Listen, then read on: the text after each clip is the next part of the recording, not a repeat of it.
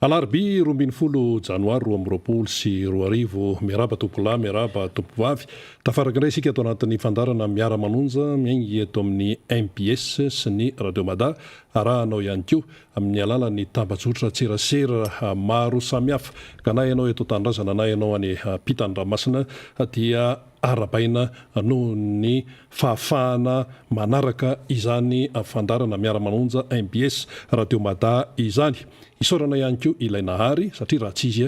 dia tsy afaka miona amin'ny alalan'ny sary sy ny feo isika mianakavy. Fa mialohan'ny tena idirantsika amin'ny votoato resaka dia resaka kely lafin'ny teknika aloha isika satria ny MPS fahitalavitra aloha zany zao dia mbola misy fanamboarana efa miketriketrika manao zay hawafan'ny teknisiana zay miandraikitra an'izany eto amin'ny MPS ny radio MPS kosa mandeha somatsara ny Radio Mada afaka arahanao ihany koa ary ny Facebook sy ny YouTube dia afaka arahanao amin'ny fanarahana ny Miara Manonja MPS Radio Mada. Izay no hoe la tompolasy sy tompovavy fa ny votoatin'ny resaka eto amin'ity indray mitoraka ity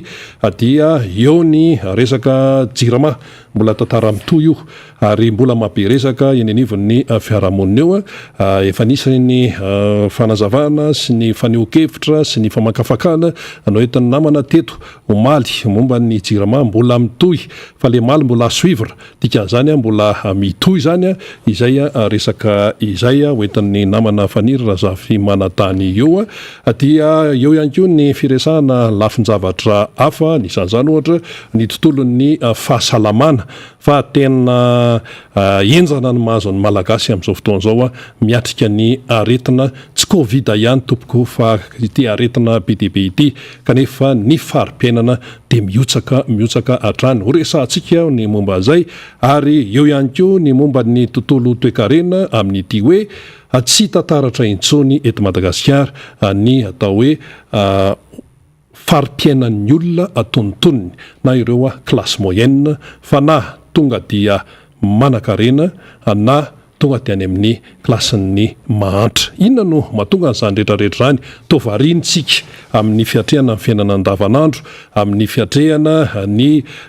fitadiavana vola isanandro fa ao ambadika ao mahatonga an'ity fahasaranana isan-karazany ity dia efa tsy tantaratra eto Madagasikara ny antsoina hoe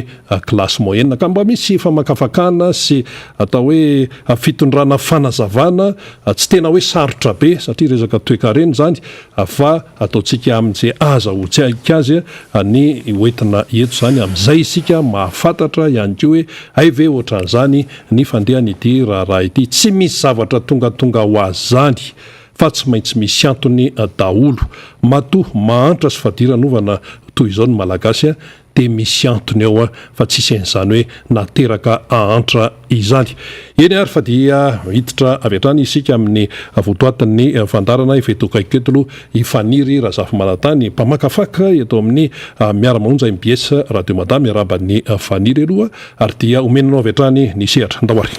Iny ary dia miarabanao rina rabe mananjara miaraba an'ireo teknisiana antsika amin'izao fotoana izao.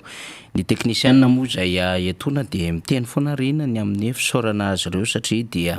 miasa mafy ary manao ny ainy tsy ho zavatra ireo teknisiantsika ireo amin'ny fahatomombanana ny fampitana ny fikarakarana ity fandarantsika ity ka rehefa miresaka teknisiana isika dia tsy hoe ireo teknisiana ao ambadiky ny sary sy ny feo eto amin'ny studio ihany fa na ireo teknisiana any amin'ny Radio Madara dia anaovana kokoa manokana ho azy ireo sy ireo mpiara-miasa ao amin'ny Radio Mada satria izay no miara mampanonja antsika ny fandraisany ity onjam-peo faharoa antsika ity zany fa eo ihany koa ireo teknisiana izay miasa eny anivon'ireo sehatra izay misy ny fampitana ny fahitalavitra sy ny onjam-peo zany ka efa misy namantsika miazakazaka efa lasa mijery ny lafin'ny fampitana amin'ny vatana izany amin'ny alalan'ireo antenne pylône ny faisceau sy ny zavatra marobe zany ahafahana mahazo antsika ho tomombana tsakany sy andavana. Izay no hitondrana foana zany ny fialatsiny amin'ny fanakorotanana eo amin'ny lafin'ny tele satria tsaroantsika tsara ny tentsika ny hoe ambany ny feo betsaka moa ny zavatra mikorotana amin'izao eo lay resaka jirama ny jiro eo lay toetrandro dia zany rehetrarehetra zany dia mifangaro ao anatin'le hoe lasa misy fiantraikany amin'ny fitaovana zay ampiasaintsika zany rehetrarehetra zany dia mikarikevitra ny teknisiana dia ankahirezantsika ny ekipan'le razankla sy ny rehetrarehetra zany zay manao ny ainy tsy ho zavatra sy ny ekipa atao amin'ny studio sy ireo melipatrana misy any radiomada sy ianareo MBS zay mandray any amin'ny faritra rehetrarehetra zany rehetrarehetra izany atao zany satria dia fiara-miasa iombona ny antsika mba azona zavatra tsara zany dia entin' zay fanamariana izay mino zay fa micomprendre tsara anay eto anivon'ny fahitalavitra sy ny onjam-peo zay mampita ny Miara Manonja isika rehetra manerina zao tontolo zao zay iarabanantsika ny fandraisana ity Miara Manonja ity ny Facebook zany sy ny YouTube dia mandeha tsara misy any ny miteny hoe somary mikasoka am'zany indray dia fandaminana resaka fampitany câble dia indraindray koa connexion zany misy tapatapaka ny connexion fa efa mandrindra azy ny teknisiantsika rehetrarehetra zany mba azontsika izany rehetra izany dia mameriny fandroany araba nentin'ireny arabe mananjara teo mbola iresakitsika ty tontolo ny herinaratra sy ny angovo satria mbola ao anatin'ny actualité zany adevitra zany satria nanomboka tamin'ny fiandohan'ny ty taony ty tamin'ity volana janoary 2024 ty satria tsika zao voa 12 andro no hitsahantsika amin'ity taona 2024 ty dia blackout na ao anatin'ny aizina tanteraka Antananarivo amin'izao fotoana izao de veritsika zany fa mbola azo resahana tsara ny adevitra mahakasika an'izany jirama zany ary tsy ho apetratsika zany raha tsy hitatsika ny marina sy ny adevitra tokony isian'ny filaminana ao anatin'izany hisitraka jiro sy rano ara-dalàna ny voaka malagasy lay izy manko dia tsy ataontsika hoe tsy zaramira le izy raha zay ny ilazana azy satria servisy tapatapaka servisy ratsy maloto ny rano ary tsy araky ny ara-dalàna ny famatsiana ny jiro manimba fitaovana izany ary miteraka fahafatesana izany no atolotry ny jirama ministerin'ny angovo sy ny fitondram-panjakana ankilana nefa de terena tsy maintsy andohan'izay facture amin'ny zavatra tsy nylaniny sy ny fahampian'ny fitaovana zany ny vahoaka malagasy everitsika fa tsy mira zotra zany ary mamono antoka n'lay vahoaka hanaovana an'le service public zany de zany ny antony mahatonga antsika hoe tsy ho apetratsika mihitsy de adevitra ity indrindra koa moa rehefa haka izao fitondrana izao ny fitondrana ankehitriny dia ny lokaloka mihitsy fa efa manana vahaolana maty-paika momba ity jiro sy rano ity ary nanaovana ironie mihitsy ny fitondrana teo aloha tamin'ilay 3 volana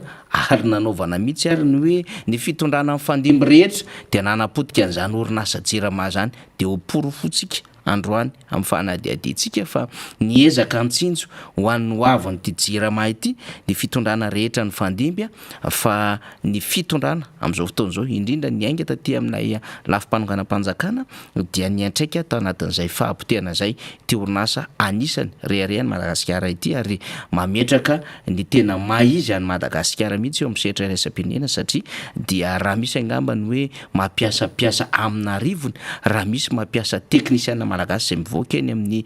anjery manontolo dia anisany zany jirama izany ary anisany anko ho isika mametraka an'izay tena hoe reharehany malagasy satria mba tena orinasa zany taty aoriana an'izay privatisation rehetrarehetra mbola mitsoro amin'izao fotoana zao ka izany antony zavatra rehetra izany no hanaovantsika ny fanadihadiana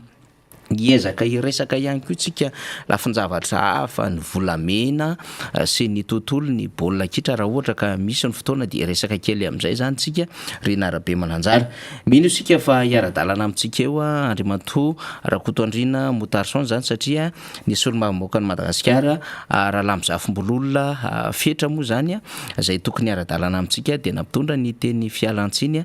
satria eo ny andraikitra mahavoatazona azy ihany koa fa tsy maintsy misy anko reo fandaminana samihafa any ambadiany dia nampitondra ny teny fialantsiny antsika ny solomamboka fetra zany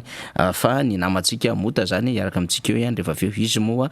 dia sady may raha toekarena no mahatsapa ihany ko ny lafiny tontolony zany arenakibony tany sy ny angovo zany de iara-dalana amintsika izy rehefa aveo zay nga marina no fampidirina fa dia manasa ho antsika mpiaino mpijery anongilatsofina ary anaraka ny fandarana Miara Manonja. Iny ary ho avy eo zany ny faniry sy ny vahiny mpisehatra zay iaraka amin'ny iresaka momba ny loahevitra nisan'izany ohatra ny jirama araka nefa notenenina izany mbola misy toyany izy io ary misy fanehoan-kevitra maro be ao anatin'izany rehetrarehetra izany ary atsitika de mbolohany ety zany mofa momba n'le raharaha tany andekaleka iny efa nisy ny atao hoe fakana hevitra nataon'ny mpanao gazety teto amin'ny MBS nanontaniana hevitra karazan'olona maro samihafa de isy hoentina eo zany rehefa tonga eo efaniry razafy manantany mitondra n'ilay famelabelarana nisan'ny aneo hevitra eo zany ny Janoary Désiré Ramakavelo nandeha tamin'ny fampahalalam-baovao izay fanehoan-kevitra ny Janoary Désiré Ramakavelo izay fa noho ny hoe fahazahoana akony maro isan-karazany momba n'izay fanehoan-kevitra izay dia lefantsika ao anatin'ny Miara Manonja amin'ny fotoana izay hitondrany faniry razafy manantany azy eo izay hoe fanehoan-kevitra ny Janoary Désiré Ramakavelo izay ray aman-dreny zany nanana ny anjara toerany sy ny andraikiny teto amin'ny firenena ary tsy vitan'izany fa manamboninahitra ary pahitatara ihany koa ka dia hitondra ny fahitan'ny indraraha teny andekaleka iny izy zany afaka fotoana vitsy eo araka ny toromarika eo ambadika eo zany efa mandeha ny télévision MBS dia isorana ireo teknisianina fa ny lohevitra hojerentsika aloha ety mpanomboana dia ity resaka tontolon'ny fahasalamana ity tsy resaka Covid ihany fa le hoe ny tontolon'ny fahasalamana izay atrehan'ny malagasy iainan'ny malagasy fa mifandrinandalana amin'izay ny hoe ny malagasy miatrika ny aretina ny malagasy miatrika ny karazana aretina marobe zany amin'izao fotoana izao tato anatin'ny roa taona maneran-tany tsika tsy afaka miala amin'izany dia ny resaka coronavirus no ambetiny-resaka eny anivon'ny fiarahamonina rehetrarehetra eny dia coronavirus satria maninona io zany no tonga de hita mibaribary hoe nisy fiatraikany tamin'ny fiainan'ny zanak'olombelona nanapotika ny toe-karena ary nanapotika ny fiaina sosialy nanapotika fiaina tokantrano maro ary namoizana ain'olona ary rehefa misy ny ain'olona afoya de misy fiatraikany amin'ny velona izany satria misy ny hoe raim-pianakaviana no lasa renim-pianakaviana piray-tapo mpiara-miasa olona manana andraikitra lehibe eo anivon'ny fiarahamonina eo anivon'ny zay sehatra misy azy ny firenena any amin'ny fianakaviana any amin'ny fiangonana sy ny sisa de misy fiatraikany izany zany hoe le coronavirus zany no hita be miariary amin'izay le hoe vokadratsy nateran'izay ary mbola ao anatinysika miatrika an'izany coronavirus izany verenantsika io rehefa aveo fa ankoatr'izay dia eo ihany koa ireo aretina izay efa fantatra izay efa tsy vaovao amintsika malagasy indrindrandrindra amin'izao le hoe fiandohan'ny taona zao avy ny orana mando ny tany sy ny sisa dia mbola eo ihany koa zany ireny aretina ampiseho rehefa voalohandohan'ny taona ireny raha ny eto Madagasikara ohatra ny resaka tazo ny karazana gripa isan-karazana coronavirus gripa fa iny ataontsika hoe spesialy iny zany fa le gripa mahazatra mbola ao ihany ao ny karazana aretina izay misy zany dia atrehan'ny malagasy amin'izao fotoana izao ka ny fanontaniana dia hoe manahoana ilay teratany malagasy miatrika an'izay karazana aretina izay manahoana miainga avy any amin'ny tenany aloha izy olom-pirenena malagasy marary izy a na misy marary ao atokantranony dia tsy maintsy atrehana izay satria rehefa marary ianao zany a dia mila tsaboana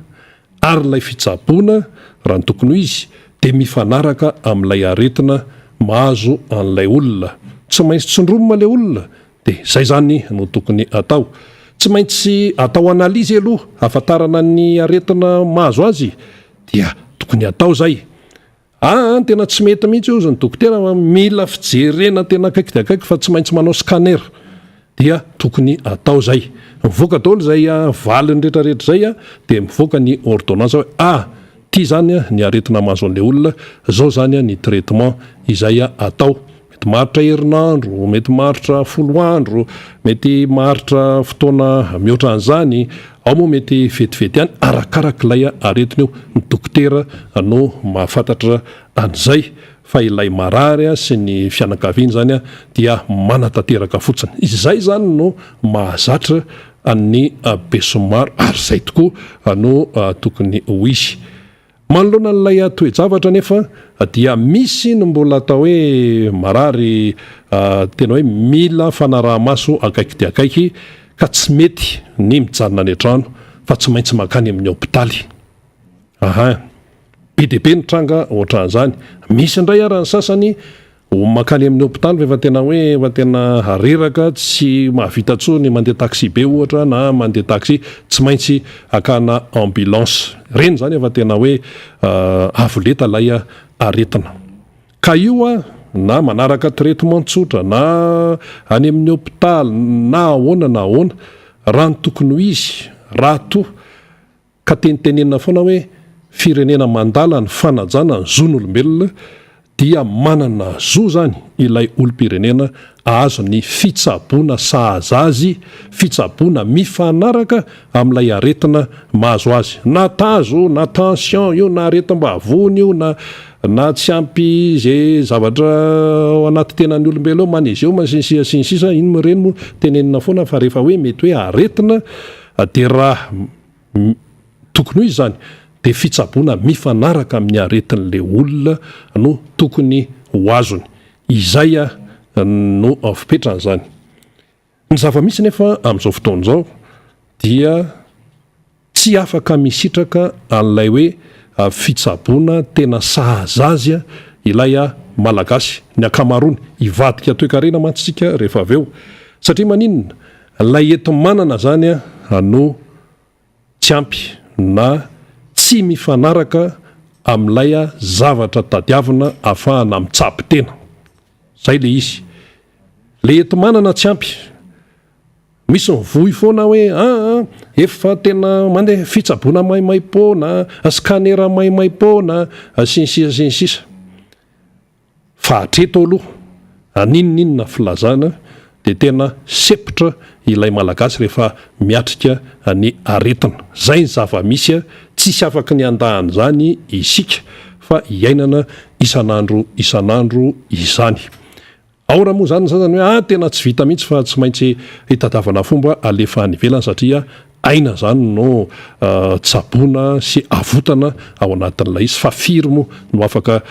mitondra marary makany ivelany ihany amin'izao hoe fipetraka ny toetra raha eto Madagasikara izao dia valalanina ilay vahoaka malagasy tena hoe mandeha ny sainy ary rehefa mandeha io sainy io dia lasa mitenindrery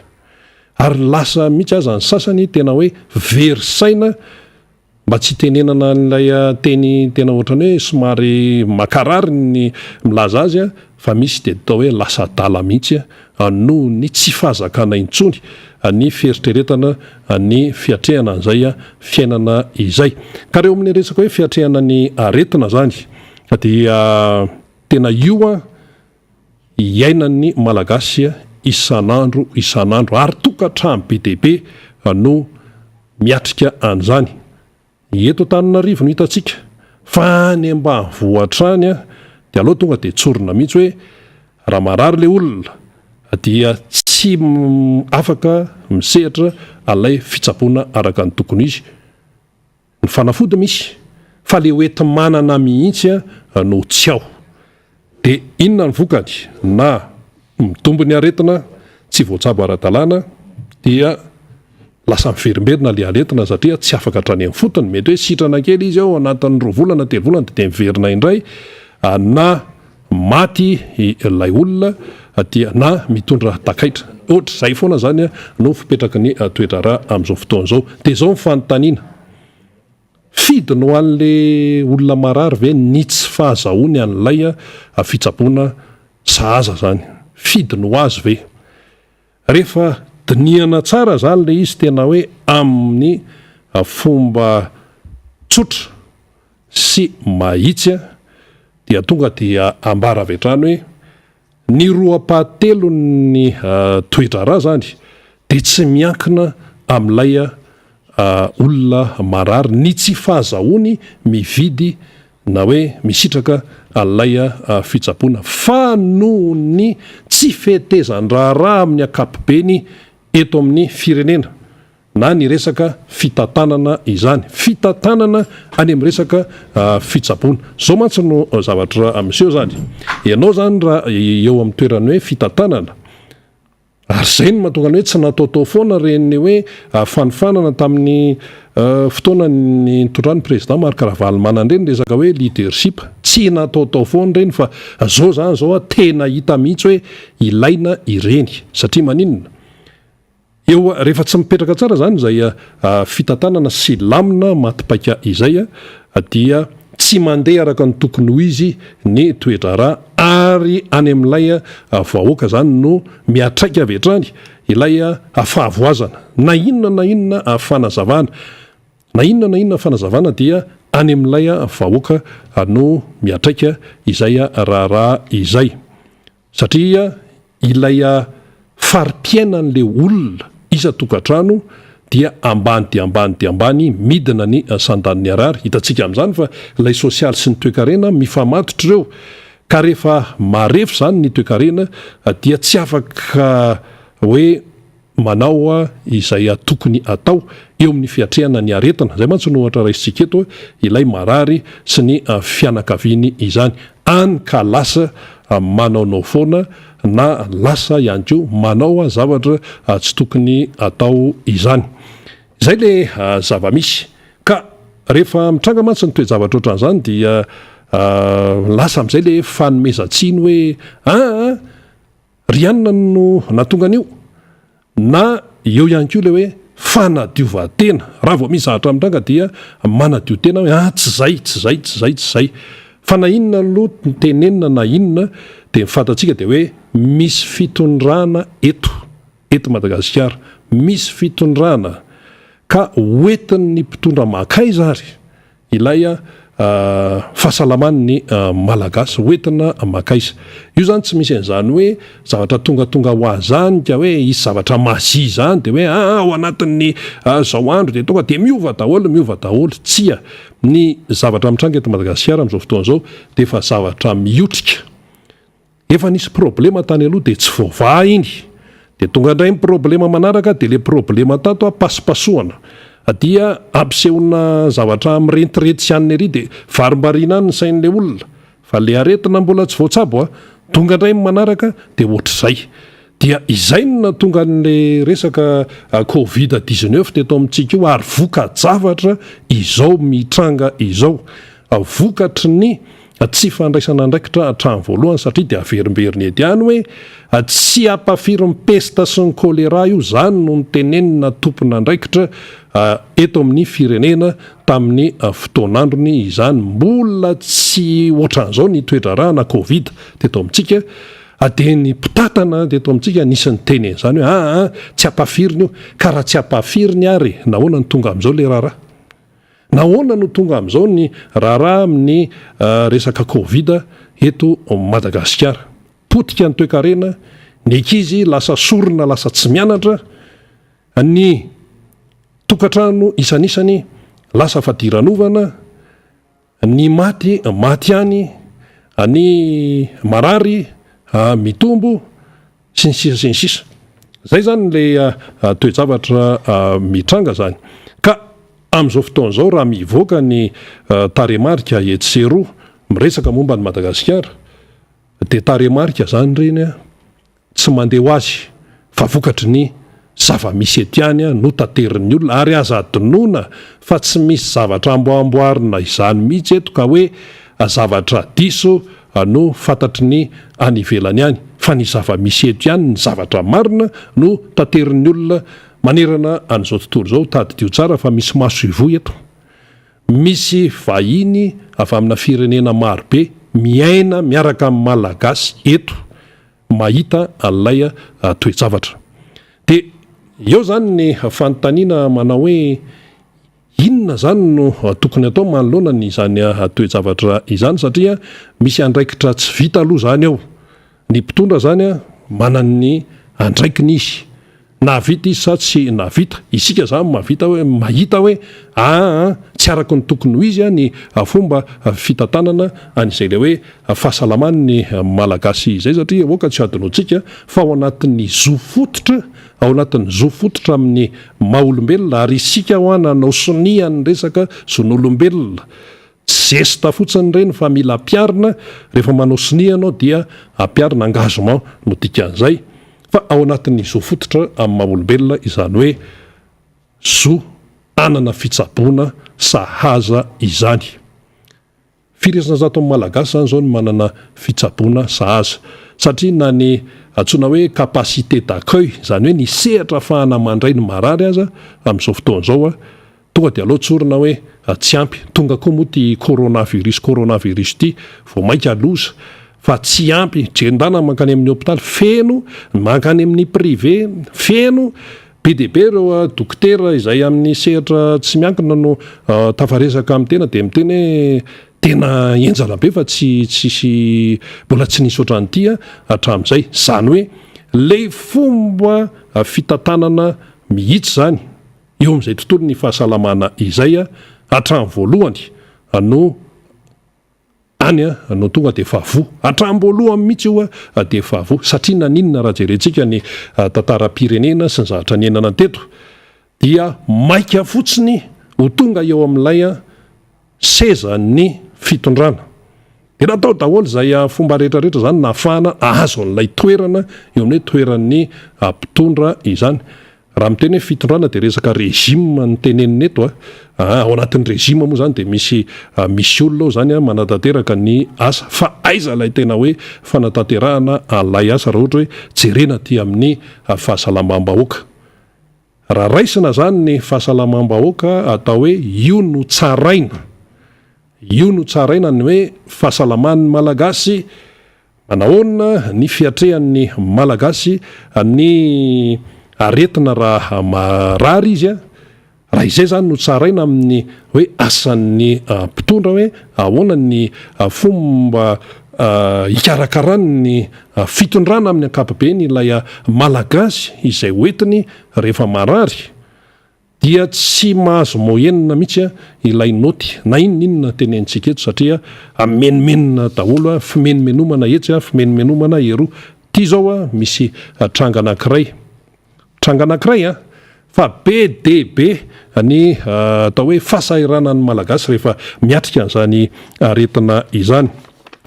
Ty anankiray ty zany zao dia tsy maintsy nanao analizy izy aloha. Marary zany le olona, mahatsara izy tsy metimety ny tenany, dia mba hahafahana mahafantatra tsara n'izay mahazo azy, satria izay tokoa ny tokony izy. Raha marary andoha ianao mety be dia be ny antony mankararo ny andohan'le olona, mety cysticercose, mety sinusite, inona koa, mety marary maso, zany mety miteraka aretina andoha daholo zany, mety miakatra tension ka elana amin'le hoe mety zao sode amin'ny resaka fahasalamana zany tsy tokony hipetraka mihitsy fa zavatra précision no tadiavina. Zay ny tokony izy, fa tsika moa tsy manana no eto manana dia vao nanana kely dia fa mandray fanapaha-kevitra eo noho n'ilay fari-piainana ambany be zany. Dia nen'ity olona ity zao narary izy dia hoy ny dokotera hoe tsy maintsy manao analizy ianao. Dia mbola niteny ihany koa le dokotera hoe ny analizy ataonao dia tsy tsy maintsy any amin'ny institut pasteur. Dia eny ary dia natao zany ny analizy no tanterahana ny teny dokotera dia vita ny analizy tany amin'ny institut pasteur. Misarana zany fa tsy hoe mandeha amin'izao dia fa zay aloha. Dia rehefa vita amin'izay zany iny dia fantatra ny aretina nahazo an'ilay olona, tsy ho teneniko eto mba ho fanajana ny etika sy ny deontolojia, dia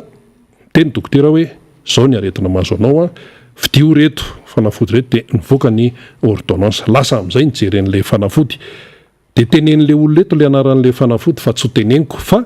ilay vidiny fotsiny zany tsindrona anankiray zany ilay izy dia tafakatra hatrany amin'ny 90,700 ariary. Zay 707 ariary ny tsindrona anankiray zany. Nefa zany manao tsindrona maromaro zany. Hitantsika amin'izay zany ny tena hoe lanja le hoe tena aretina tena enzana be zany ko tena hoe lafo be zany le fanafody. Nefa ny fidiram-bolan'ilay olona dia tsy hoe mikarama isam-bolana izy na hoe ahoana fa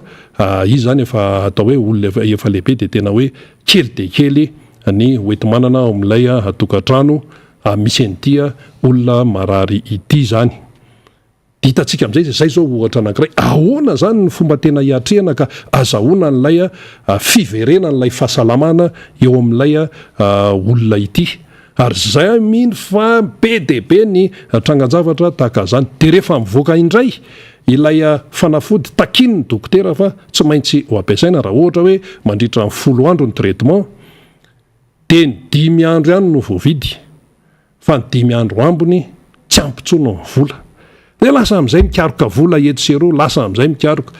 Dia mety mahita ihany fa tsy maintsy trosaina avereny ny volanay satria izay koa mba sahirana fa ty moa zany hoe fahasalamana famonjena aina dia mba hoe mamme zany zay afaka mamme, fa misy moa tsy mamme mihitsy satria tsy manana risiko inona nomeny eo. Dia eo zany dia tsy tody hatramin'ny farany ilay fitsaboana n'ilay malagasy. Dia misy miteny zao any ananinany hoe ka zany anie zavatra efa mahazatra. Tsisy an'izany zavatra mahazatra zany, fa ny zavatra hoe mitombona sy araka ny tokony izy dia hoe raha marary le olona dia mila fitsaboana sahaza azy ary mifanetana amin'ilay aretina mahazo azy zany ny fitsaboana tokony azy. Raha mila mividy fanafody izy dia manam-bola hividanana fanafody fa tsy mitrosa. Pharmacie ngazona ohatr'izany zany, pharmacie tena pharmacie mahazatra ny tiana tenenina amin'io. Satria izy koa manana ny gestion, ny fomba fitantanany sy sisa, ny fanafody lavo sy ny sisa tsy maintsy misy voasoratra mazava tsara zany fa tsisy an'izany hoe ohatr'izay zany eny amin'ny pharmacie amin'ny ankapobeny zany. Fa tsy vita n'ilay malagasy tsony amin'izao fotoana izao no miatrika an'izany toe-javatra izany. Dia inona no atao zany? Inona no atao? Zay ilay fanontaniana. Satria zany zao dia mbola mipetraka eo fotsiny hoe menimenina etsy dia miadiady hevitra kely etsy dia sy ny sisa. Nefa any amin'ilay aina mihitsy no efa tena avo ankehitriny. Dia ny fotoana nefa mandeha hatrany. Dia rehefa jerena zany ilay toedrara amin'izay le resaka hoe fahasalamany ny malagasy zay, dia any amin'ny fotony mihitsy no misy avo zany eo amin'izay resaka hoe fitantanana izay. Misy ministeran'ny fahasalamana eto any anivon'ny fahefanam-panatanteraka no misy ny ministeran'ny fahasalamana dia manatanteraka ny programan'ny mpitondra fanjakana izy dia zay programa fanatanterahany ataony any. Zay zany ny andry zareo. Fa ny fatatsika amin'ny maha-olom-pirenenantsika dia ilay zavatra iainana isan'andro zany. Ka na tiana na tsy tiana dia tsy maintsy mitodika any amin'ny mpitondra ny mason'ny besimaro hoe fa ahoana no ataonareo hoe fa maninona no ohatr'izao no zavatra miseho any amin'ny hopitaly fa maninona ty resaka corona ty no tsy mety voafehy mihitsy nefa nareo miteny hoe tsy ampafiry mipesta sy ny kolera io sinsisa efa misy CVO efa misy zao ka nahoana le tranga no tonga amin'izao endra zao zany lasa tsy mianatra ny mpianatra va hoe ahembotra amin'ny 17 indray ny fidirana dia mbola ho hita eo indray lasa ty amin'ny mpianatra zany ihany koa no miatraika ilay raharaha kanefa dia tsorina hoe zavatra azo fehezina io raha ohatra ka hatrany am-boalohany raha hatrany am-boalohany dia efa nisy ny fepetra sahaza sy mahitsy no raisina zay hoe ahafahana miatrika araka ny tokony izy alay aretina izany dia sahirana alay tokantrano malagasy dia eo zany ny tonga amin'izay ny vokany inona ny vokany rehefa marary le malagasy tsy mahatsapy teny izy dia tsy afaka miasa rehefa tsy afaka miasa ara-dalàna izy dia miena ny fidiram-bola ao an-trano rehefa miena ny fidiram-bola ao an-trano tsotrany hoe any am-pianarana tsika zany fa tena hoe arahantsika amin'ny atsiprian'le izy rehefa miena ny fidiram-bola ao an-trano dia mitombo ny fahasairanana tsy afaka manao an'izao tsy afaka manao an'izao tsy afaka manao an'izao dia latsaka makany amin'ny fahantrana tafiditra ao amin'ny sibika be an'ny fahantrana ilay tokantrano ary isan'andro raha ny taremarika eto am-pelantanana eto sy ny tranga zay nefa fantatry ny anyvelany any dia mitombo hatrany ny tafiditra ao anatin'ny sibika be ny fahantrana eto Madagasikara ary tamin'ny faraparany taona teo ny teo amin'ny sehatra raisam-pirenena dia nilaza hoe ny tombo ray tapitrisa mahery indray ny voasikazy ao anatin'ny fahantrana eto Madagasikara izany zay ilay izy dia mivadika zany sika ato anatin'le hoe fa ny malagasy moa zany sokajinavy no nasokajiana ny malagasy io zany tsy hoe tsika ihany fa efa sokajy apetraky ny paille de carré io dia misy ny atao hoe sokajin'olona tena manana misy ny atao hoe sokajin'olona tontoniny dia misy ny atao hoe sokajin'olona mahantra zay mahazatra fa misy ny atao hoe sokajin'olona tena mahantra lasa efatra zany le izy raha ny anarana tany am-pianarana hoe manana ny atoniny mahantra dia zao le izy lasa efatra manana atoniny mahantra ary ny tena mahantra fadiranovana le mahantra fadiranovana io zany ireo zany le mitsindroka zordira miaraka amin'ny toto eny amin'ny fanariana zordira reny zany le tena hoe tena efa tsisy atenaintsony mihitsy fa dia efa izay no izy le mahantra indray lay hoe tsy afaka hoe miaina araka ny tokony izy fa hoe zara raha miaina zany hoe manam-bola ihany izy fa latsaky ny $1 zay ny kajy nataon'ny banque mondiale raha raisiny zany eo amin'ny $2 dia mbola mitombo indray le ao anaty sibika be an'ny fahantrana dia ny zava-misy eto Madagasikara dia ny antsoina hoe classe moyenne na le eo amin'ny atontoniny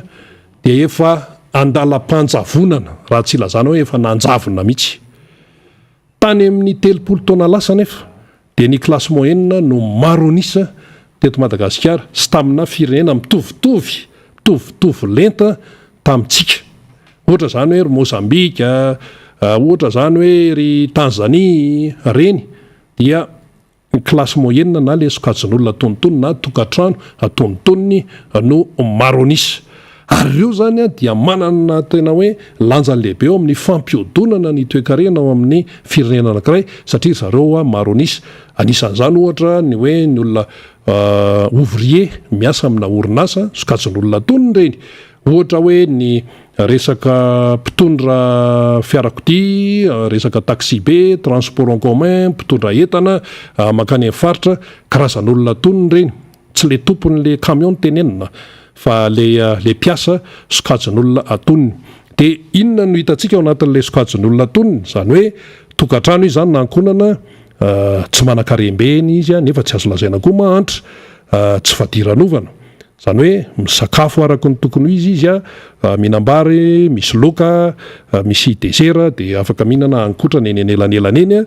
dia tafiditra ao anatin'ny classe moyenne ihany koa hoe afaka mampianatra ny zanany izy tsy misy problème ohatra hoe misy andoavana écolazy, voalohany écolazy, afaka mitsabo teny izy raha marary, zany hoe afaka mavidy fanafody arakarak'izay aretina mahazo azy eo, dia ankoatr'izay ihany koa hoe tsy hidira trosa matetika izy eo amin'ilay tokantrano, dia eo ihany koa ny hoe raha manofa trano izy zany dia mahaloa ara-dalàna zany ofatrano zay fotsiny aloha ny andisy raisika. Zay zany atao hoe classe moyenne amin'ny ankapobeny, fa mbola misy zavatra hafa moa zany afaka resana fa ataontsika hoe ireo fotsiny no azo raisina izany. Dia miteny zany tsika hoe eto Madagasikara andala-panjavonana ny classe moyenne amin'izao fotoana izao ary namafisin'ny banky iraisam-pirenena izany. Dia misy miteny ihany hoe tsy marina zany, tsy marina ahoana ka jereo ny sanandro raha reo no tsinao hoe classe moyenne ahafahana mandrefy azy zany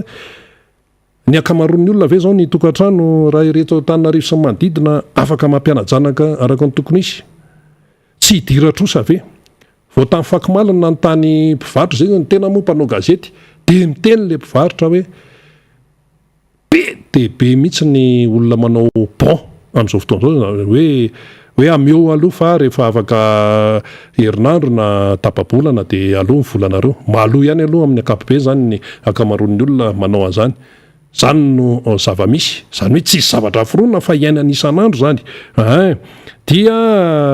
mahaloha fatrano ve ny olona zao gidragidra be ty resaka hofatrano ty, ano avy ny vola fa ziza nefa eo zany lay fahasahiranana zany. Dia afaka mitsabo tena ve izy araka nazavaina lavabe teo, tsy afaka mitsabo tena izy araka ny tokony ho izy. Zany hoe ilay classe moyenne zany eto Madagasikara efa nanjavona amin'izao fotoana izao.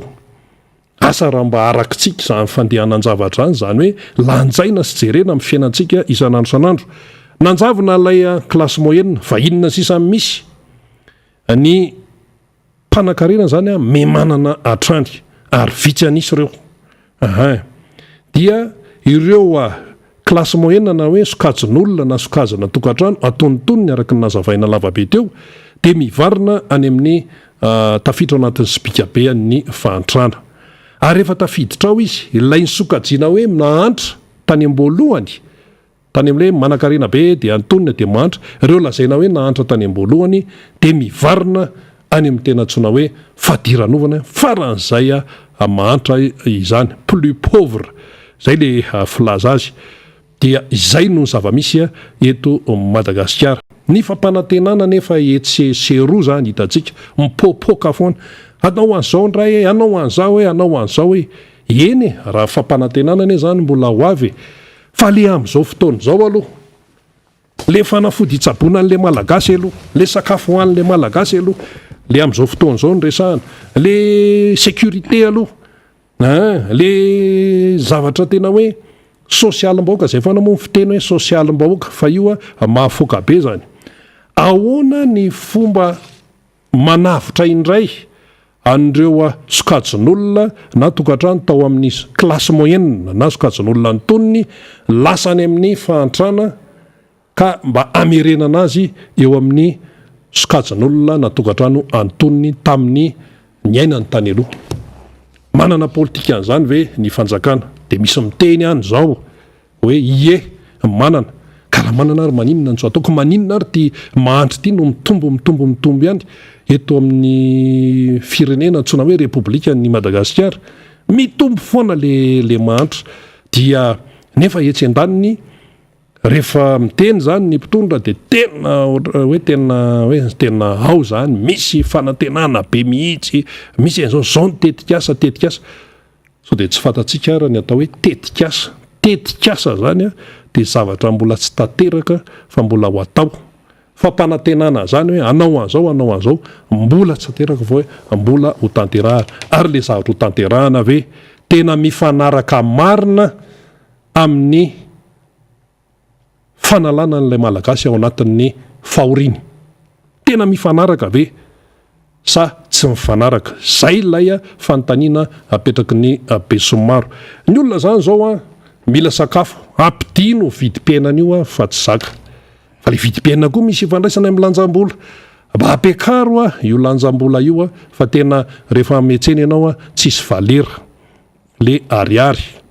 Raha mitena hoe vola baoritra dia mety hoe ho tesitra tsika satria sika ihany mampiasa ny ariary atsika io fa nefa zany ny zava-misy tsisy valera le vola. Dia nefa zany misy fandraisany ihany keo miresaka devise.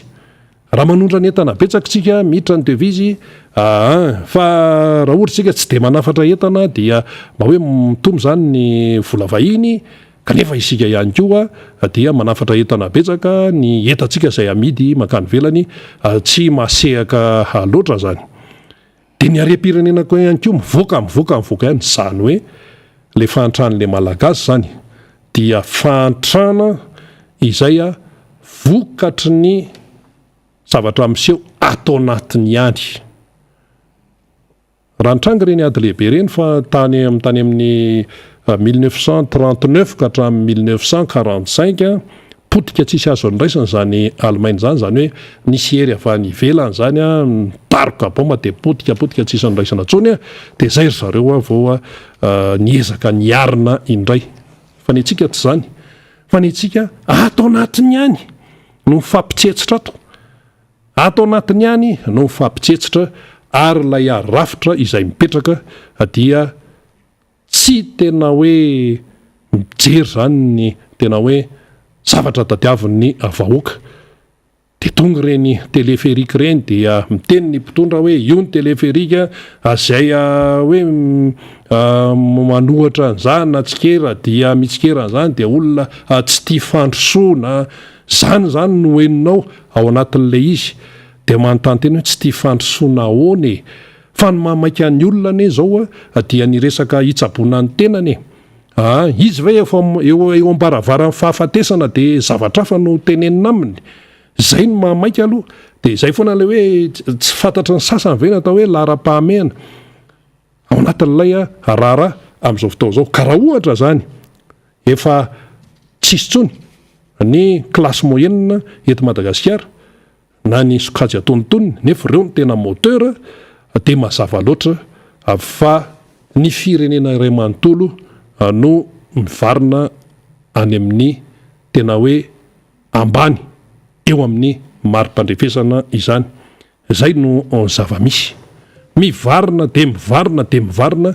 eo amin'ny mari-pandrefesana ny fiainan'ny malagasy eo amin'inyo eo amin'ny toe-karena sy ny sosialy. Ny mpanohitra moa efa nyteny hoe zay manana vahaolana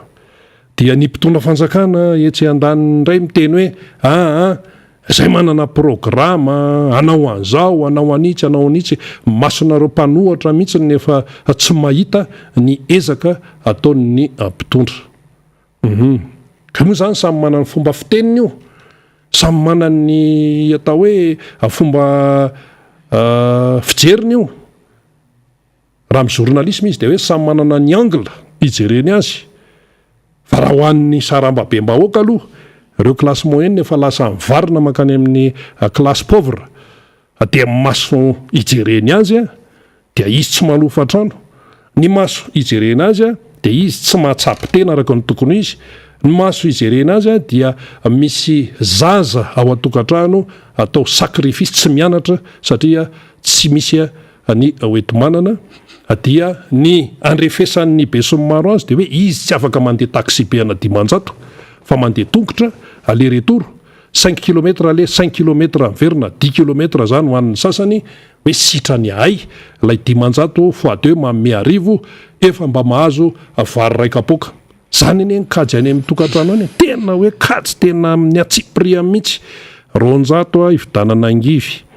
ary 100 hividanana tongolo arivo latsaka kely satria fa 700 zao ny kapoaka ny vary 570 hividianana vary ray kapoaka. Menaka afatra amin'ny sotro ny 200 dia ohatran'izay zany hoe raha manana 2,000 ariary zany ilay tokantrano ao amin'ilay spika be ny mantra io raha manana 2,000 ariary ilay tokantrano dia ainy ny mitsinjaran'iny ahafahany mahavita ny fiainany ao anatin'ny ray andro raha ohatra izy hoe telo mianaka na ohatran'izany. Zany ny zava-misy tompoko. Asy zany na fantatra ny sasany na tsy fantany. Asy zany raha atao hoe mba hitany sasany na tsy hitany. Fa zao aloha metintsika amin'tinana an'izay resaka izay dia ny hoe sarotra amin'ny olona anankiray ny mahatsapa an'ilay fahasahiranana raha toa izy ka tsy miaina an'lay izy. Averina indray-pandeha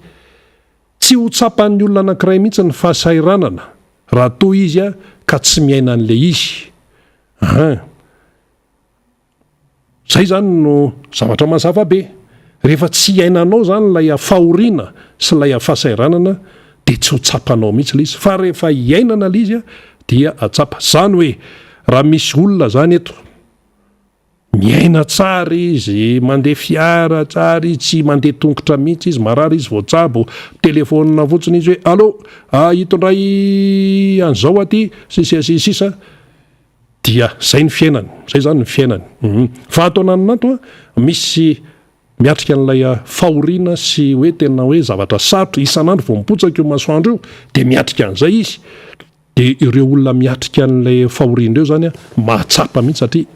iaina an'lay izy. Fa reto le tsy miaina an'izay tsy ahatsapa an'lay izy mihitsy. Dia zay no mahatonga ny toe-javatra eto Madagasikara amin'izao fotoana izao. Raha olona zany ny aina tao anatin'ny fahantrana, raha olona ny aina tao anatin'ny fahantrana dia mahatsapa an'izay fahantrana izay. Fa raha olona tsy ny aina tao anatin'ilay fahantrana dia tsy ahatsapa an'izay mihitsy. Zavatra lôzika be zany, zavatra tsy mila hoe azavaina lavitra be zany.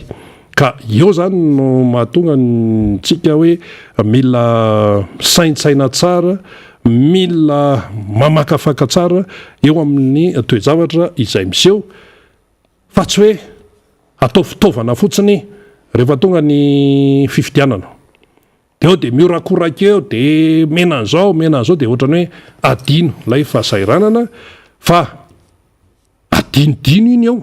fa mandritra ny 5 taona ianao tena sahirana dia sahirana. Amin'tinantsika azy zany dia ny hoe tsy vitan'ny fitsetserana fotsiny ty raharaha ty fa tonga any amin'ny tenin'ny mpanoratra, tonga any amin'ny tenin'ny président Marc Ravalomanana hoe mila mijoro. Le mijoro tsy hoe menimenina fotsiny dia ahoana zany ka le izy tena manahirana sisa.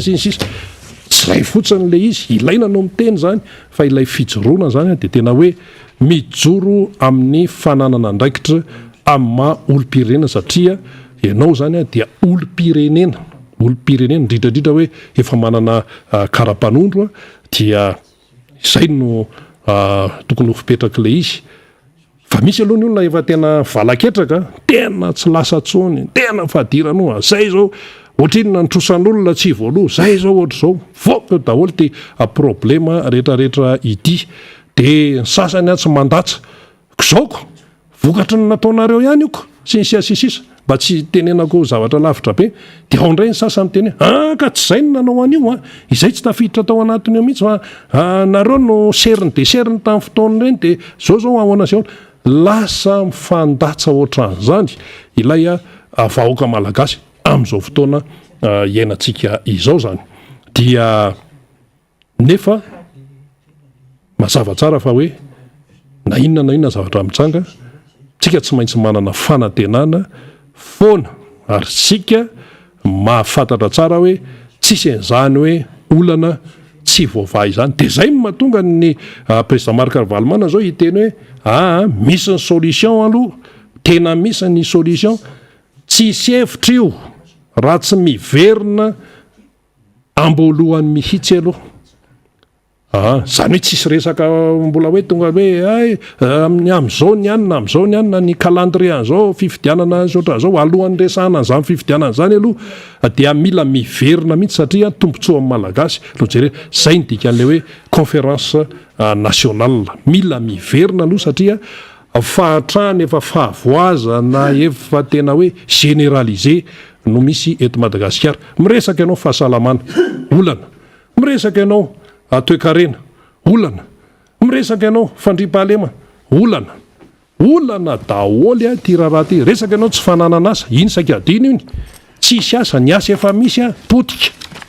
dia mitombo ihany keo any tsy manana asa ka inona moa zany no fandrosoana ho hita ao anatin'izany rehetrarehetra izany fa dia izay foana ny tsy maintsy hafarahana io hoe tsy maintsy miverina andatabatra boribory concerné daholo amin'izay ny rehetrarehetra ka tsisy afaka iteny hoe zay tsy hanina an'io zay tsy tompona andraikitra zay ohatran'izao zay ohatran'izao dia eo zany tsika amin'izao fotoan'izao mandinika azy aroka tsy atonona fa ny fotoana tompoka mandeha dia mandeha foana efa hisasaka sady amin'ny volana janoary 2022 manao na ny fiainanao zao lay voaingana kely le nanao an'le fetifety kely tamin'ny faran'ny taona iny zay tena hoe fety tena tsy amin'ny ankapobeny tsy ohatran'ny fety le izy fa dia misaina miasa fa dia zara aloha raha hoe mifety fa dia zay teo am-pelantanana no entina mihetsika zany tamin'ireny fotoana ireny eny ary izay no hoe la tompolasy tomboko vavy fa dia mitohy hatrany ny fandarantsika zany eto amin'ny Miara Manonja MPS radio madapa tsy ivona fa efa mandeha zany zao ny télé araka ny torimasony ny torimarky ny teknisiana teo zany fa dia okotsika tsy atoritory aloha tsy mandeha ny télé dia atoritory fa efa mandeha somatsara izy izao dia amaranantsika zany teo amin'le filazan'ireo poids deux carrena any ivelany momba ny Madagasikara dia nataony amin'ny teny frantsay ilay izy teotsika amin'ny teny hoe ny classe moyenne na sokajin'olona toniny dia efa andalam-panjavonana rehefa tsy tsony dia zao zany ny teny frantsay tenenany zareo azy hoe les riches s'enrichissent zay hoe manan-karena zany efa nanan-karena dia mbola me manana ihany ary ny anankiray indray zany dia hoe les fragiles sont abandonnés iza le fragile reo zany le mantra sy le tena mantra fa le classe moyenne tsy voaresaka tsony fa hoe ny riche zany dia s'enrichissent ny fragile na ny pauvre dia abandonné dia rehefa abandonné dia inona ny efarany tsy hitatsony fa manjavona zany tsy hitan'ny fiarahamonina tsony ao anatin'izay eny ary efa niry razafy manantany efa io ianao io fa tafaverina dia hitondra amin'izay ny famankafakana hoentinao zao resaka jirama sy ny namany efa tazanao ihany koa ny mpisehatra izay araka aminao Janoary dia misaotra rina amin'izay fanazava-kevitra nentinao izay satria dia raha fitigniko le izy amin'naraka ny fahenoko ny fanazavana nentiny rina to sy ilay fanadidina nomanina dia hoe nanjavona ny classe moyenne eto Madagasikara tao anatin'ny telo taona zany dia ho an'ny mpahay teo karena rehetrarehetra ho an'ny mpandinika fiarahamonina dia misy devoir lehibe zany rehetrarehetra zany satria nampianajanaka ny firenena malagasy ary nampianajanaka Madagasikara satria nisy boursier sy reo azo lazaina fa nanana an'izay hoenti-manana zay nivoaka Madagasikara mba handrato fianarana rina dia ny ikarakara ny toe-karena sy hitsinjo le lafiny maha-olona zay no antony nametrahana an'izy ireo dia izay fanazavana nentiny rina zay hoe efa rava tanteraka ny classe moyenne eto Madagasikara dikan'izay lay lavitra be lay manana sy lay tena mahantra sy lay ambanin'le mahantra satria nitsindrinao tsara mihitsy lay fanazava-kevitra teo ny misy eto Madagasikara mampalahelo zany toe-javatrany ary tokony hampahatonga saina ny rehetra ny fanazavana ara-teknika moa sy ny fanazavana zay nitondra nyrina azy teo dia mahafitana tsara ny amin'izay hoe endriky ny toe-karena eran-tany sy ny fivoaran'ny toe-karena sy ny fiainan'ny maha-olona kanefa raha mijery ny zava-misy eto Madagasikara zany tsika dia potika tanteraka izany no marika fa misy ny fiemorana rina fa tsy hoe fandrosoana koron'izany zay no marika fa ngeza be mihoatra ny ciment sy ny béton resahana foto-drafitrasa io lay olombelona zay tokony ho karakaraina olombelona aloha ny voalohany olombelona fa tsy lay resaka resahana hoe foto-drafitrasa vibe tsy afaka hoe tsy ilainy zany fa tsy lahara-pahamehana zany ao anatin'izao tena situation tena kaotika ho an'ny Madagasikara sady tena inona moa hoe difficile sarotra ny zavatra lalovan'ny Madagasikara rina dia isorana ny zavatra zay nambaranao teo tao anatin'izay lafy mpanadiadiana zay resaka ny orinasa jiramatsika rina satria anisan'ny makararo ny fony vaoaka malagasy ty orinasa jirama ty de mbola ho resantsika foana zany maninontsika no miresaka an'zany sika satria heverintsika zany fa misy zavatra mba tokony ho voarainy vaoaka malagasy ihany hoe io ny orinasanay io no matimatisandreo raha aman-dreny tany aloha tany ary io anisan'ny mampiseho ilay endrik'ilay tena firenena le Madagasikara sy le malagasy potika izy am'izao fotoana zao tsy vitany hoe potika fa tena anisany tena angalana vola be le malagasy ary rehefa angalana vola be le malagasy de tsy makany am'le tena hoe fandrosoan'le orinasa sy fikarakarana-n'le orinasa fa vao mainka ary milosany an'le fahampitena de tsy le malagasy zay tokony hanavitra azy amin'ny alalan'ireo teknisianina ny jirama amin'ny alalan'ireo tena mpiasa ny jirama no volavolain'izany orinasa jirama sy ny firenena malagasy zany no misy am'izao fotoana zao fa lasa mamelona ampahan'olona maromaro sy vitsivitsy zay fahampitean'izay de ho resahantsika eo zany rehefa aveo hoe inona sinona moa ny velomin'ny ao ambadika zany rehetrarehetra zany ary izany mahazo tombotsoa indrindra amin'ny alalan'reto resaka groupe resahana reto de ho resahantsika ho tonontsika mihitsiny zany hoe reto daholo izy manerana amin'ny Madagasikara fa mbola hifantoka aloha tsika satria ny adevitra dia betsaka ny resahana tany andekaleka tany de rehefa betsaka ny adevitra tany andekaleka tany de zay no mahatonga ny rehetrarehetra hiteny hoe ay ve andekaleka io zany rehefa diniana lizy mijorojoro teo fotsiny andekaleka io zany rehefa enona le hevitra le fitondram-panjakana de nandehandeha ho azy teo fotsiny fa tsisy olona ny asa zany tao tsisy olona ny sasatra zany tao tsisy olona nandany rontosi ny asa saina zany tao raha ohatra ka version an'le fitondram-panjakana ny orenesitsika le tamin'izy nidina tamin'ny alatsinainy teo hoe samba vao misy filoham-pirenena nidina na hoe tsisy fikarakarana mihitsy nandritra zay 100 taona zay ny fitaovana tao andekaleka de ndao porofotsika le izy mba tsisy n'lay azo lazaina hoe fanelezana vaovao zay veritsika fa mba tena tokony ho fantatry ny voaka de lasa rehefa hoe no marina mitavozavoza lasa resiny le lainga tsara lahatra mamelohan'zay efa eto akaiketo andriamatora kotondrina motarson alleluia de arabaitsika tontomota tratry ny taona tontomota mirabanao faniry mirabany miara manonja rehetra manirana izao tontolo zao de ny fahasoavan'i Jesosy Kristy ombantsika menakavy amin'ity taona 2024 ty fa teny efa latsaka any anaty farany lavaka firenena malagasy ankehitriny dia manambaranareo izany zay fa anaporofo izany moa zay amin'ny lafiny maro samihafa de io faniry tarika ny resaka ho am'izany niara de ny firaritsika andriamato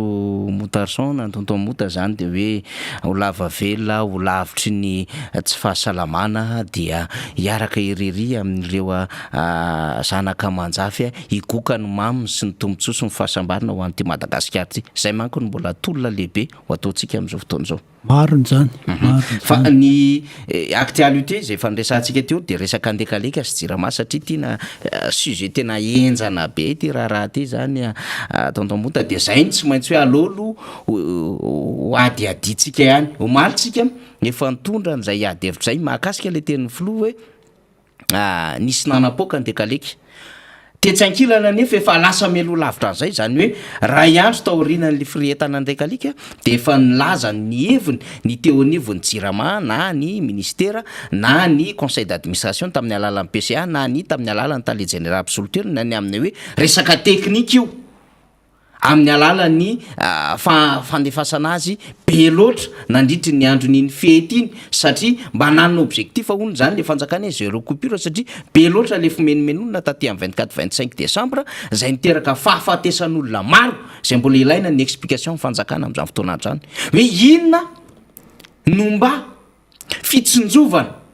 hoety le fitondram-panjakana vokatry le tandrevaka natao sy le entin'le jirama manoloana n'lay fahavoazan'olona maro satria nisy olona maty vokatry lay fahatapahany jirony jirama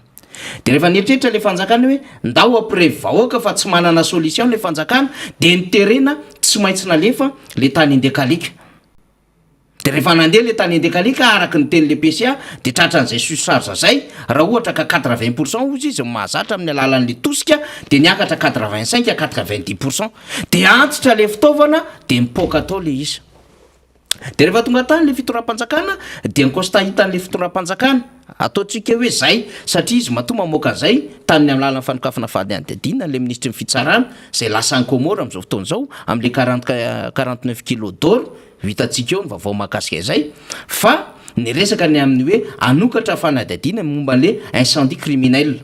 De eo ihany koa foan'ny repoblika tonga de niteny hoe nisy nanampoaka fa tsy possible zany explosion zany a vao firetana hoy izy tsy fantatry moa izy hoe technicianina momba an'izany ve le filopirenena mahay momba an'izany expert en transport ve le filopirenena ho hitantsika eo zany fa izy ny tonga de namoaka an'izay de niteny avy hatrany hoe misy lela vola 1 million d'ariary hatramin'ny 50 million d'ariary varoso omena zay manam-bavao mahakasika an'iny zavatra iny. De eo zany le contradiction Andriamatoa Motarson hoe izy zaro ny raisina am'ireo roa reo ny an'le ao anatin'le jirama ve zay misy an'le tompon'andraikitra sy everina fa hoe teknisiana satria avany am'ireo teknisiana sy avany toerana nahazo an'izy ireo tsokevitra milaza an'le hoe mafy loatra le tosika nampiasaina tamin'izy tsy zakany satria efa antitra le materiel de nitoboka le materiel sa ve le an'le filopirenena zay mety nahazo ny version ny hafa ihany koa izy dia inona voakan'iny kanefa ny fanadihadiana mbola mandeha am'izao fotoana zao. De eto ny resahantsika Andriamatoa Motarson amin'ny hozy ny fitondram-panjakana satria koa ny zava-misy am'izao fotoana zao a de antitra le fitaovana fa hitondra hezaka lehibe zay a dia misy ny installation efa nasolo le transport a de isy ny fanamboarana le 4e groupe a efa ny resahantsika zay tamin'ny latsinainy fa misy 4e groupe efa vonona tany zay efa nanaovana négociation tany banque européenne d'investissement tamin'ny fitondrana teo aloha ary rehefa tonga zany taty aorina de zany no fanitsy tamin'izao lafin-javatra tany andekaleka zao.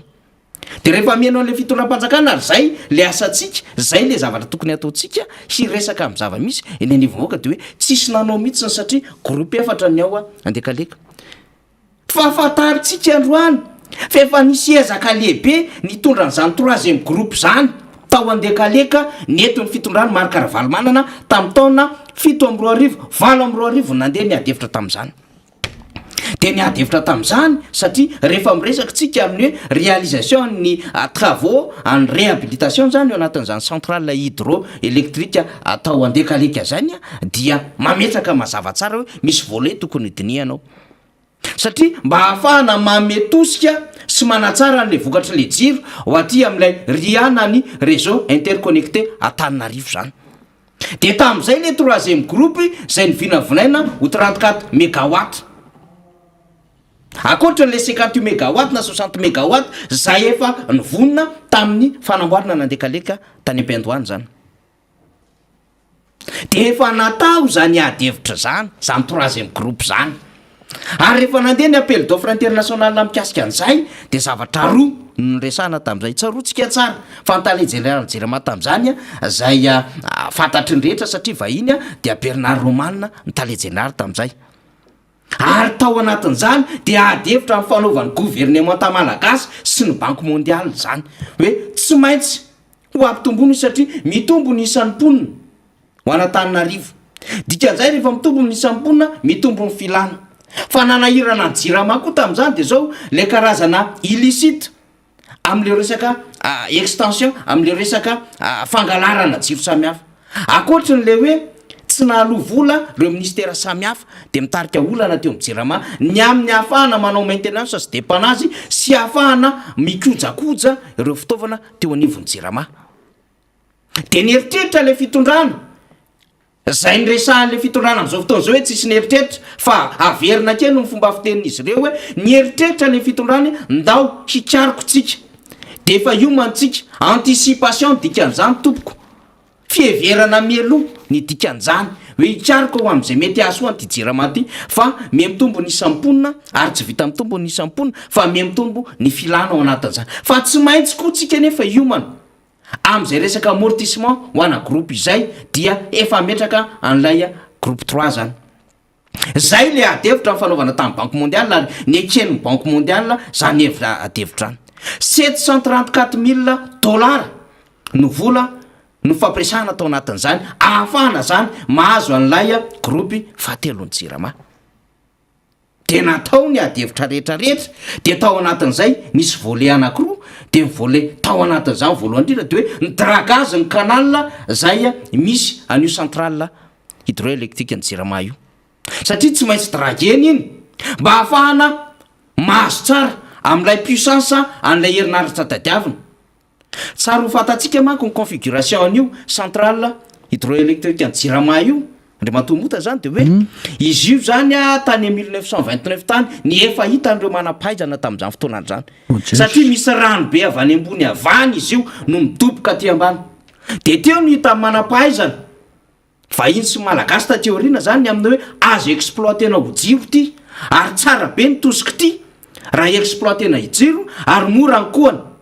de ndao ty exploitentsika de rehefa tonga ny fitondrana ta teoriana nisan'ny gadideratsiraka de nieritreritra satria efa nisy nanao etude marobe zany andekaleka zany ao anatin'ny commune loriandava misy an'izany de ndao raha exploitentsika io de misy en service izy taty 1980 taty zay le tiako teneny entreprise suédoise no nanao an'izany installation sy ny sisa zany de tsy maintsy natao ny fikojakojana rehetrarehetra de iny no midoboka rehefa aveo de rehefa midoboka iny indray mandeha midoboka iny de tonga de mandona an'ilay gropy anakefatra de azona an'ilay puissance an'ilay jiro zany de zay zany hoe ndao ampitombona le izy mba hahazo kokoa lay famatsina ao anatin'ilay réseau an'le ria zany de nahazo ny rehetrarehetra de natao le izy de tratra le troisième groupe nisy ny 2009 fa tsy nisakany zany hoe tsy ho tonga le troisième groupe ho anandekaleka efa vita taty am 2007-2008 négociation rehetrarehetra tamin'izany ary efa niaccordé ny banque mondiale lancé ny appel d'offre international tamin'izany raha izay hoe nisy nieritreritra tompoka io jirama io fa tsy hainao voatonga tateoriana akorina no hiteny hoe tsy nisy nandinika ary tsy nisy nikarakara ary tsy nisy mba niomana ho an'ny hoe ahoana ny ahafahana mikajy an'ilay jiro ho an'ny vaoaka malagasy faharoa tamin'ny 420 540 sy 4 arivo de nisy koa ny négociation ny fampiresahana tamin'ny banque européenne d'investissement ahazona ny 4e groupe satria nieritreretana zany de hoe mba azo hatrany amin'ny 120 mégawatt jirama tikan'izay zany tsy ampy le groupe telo roa de nampiana ray de fanontelo iny de hoe ndao apitsika fanefana le izy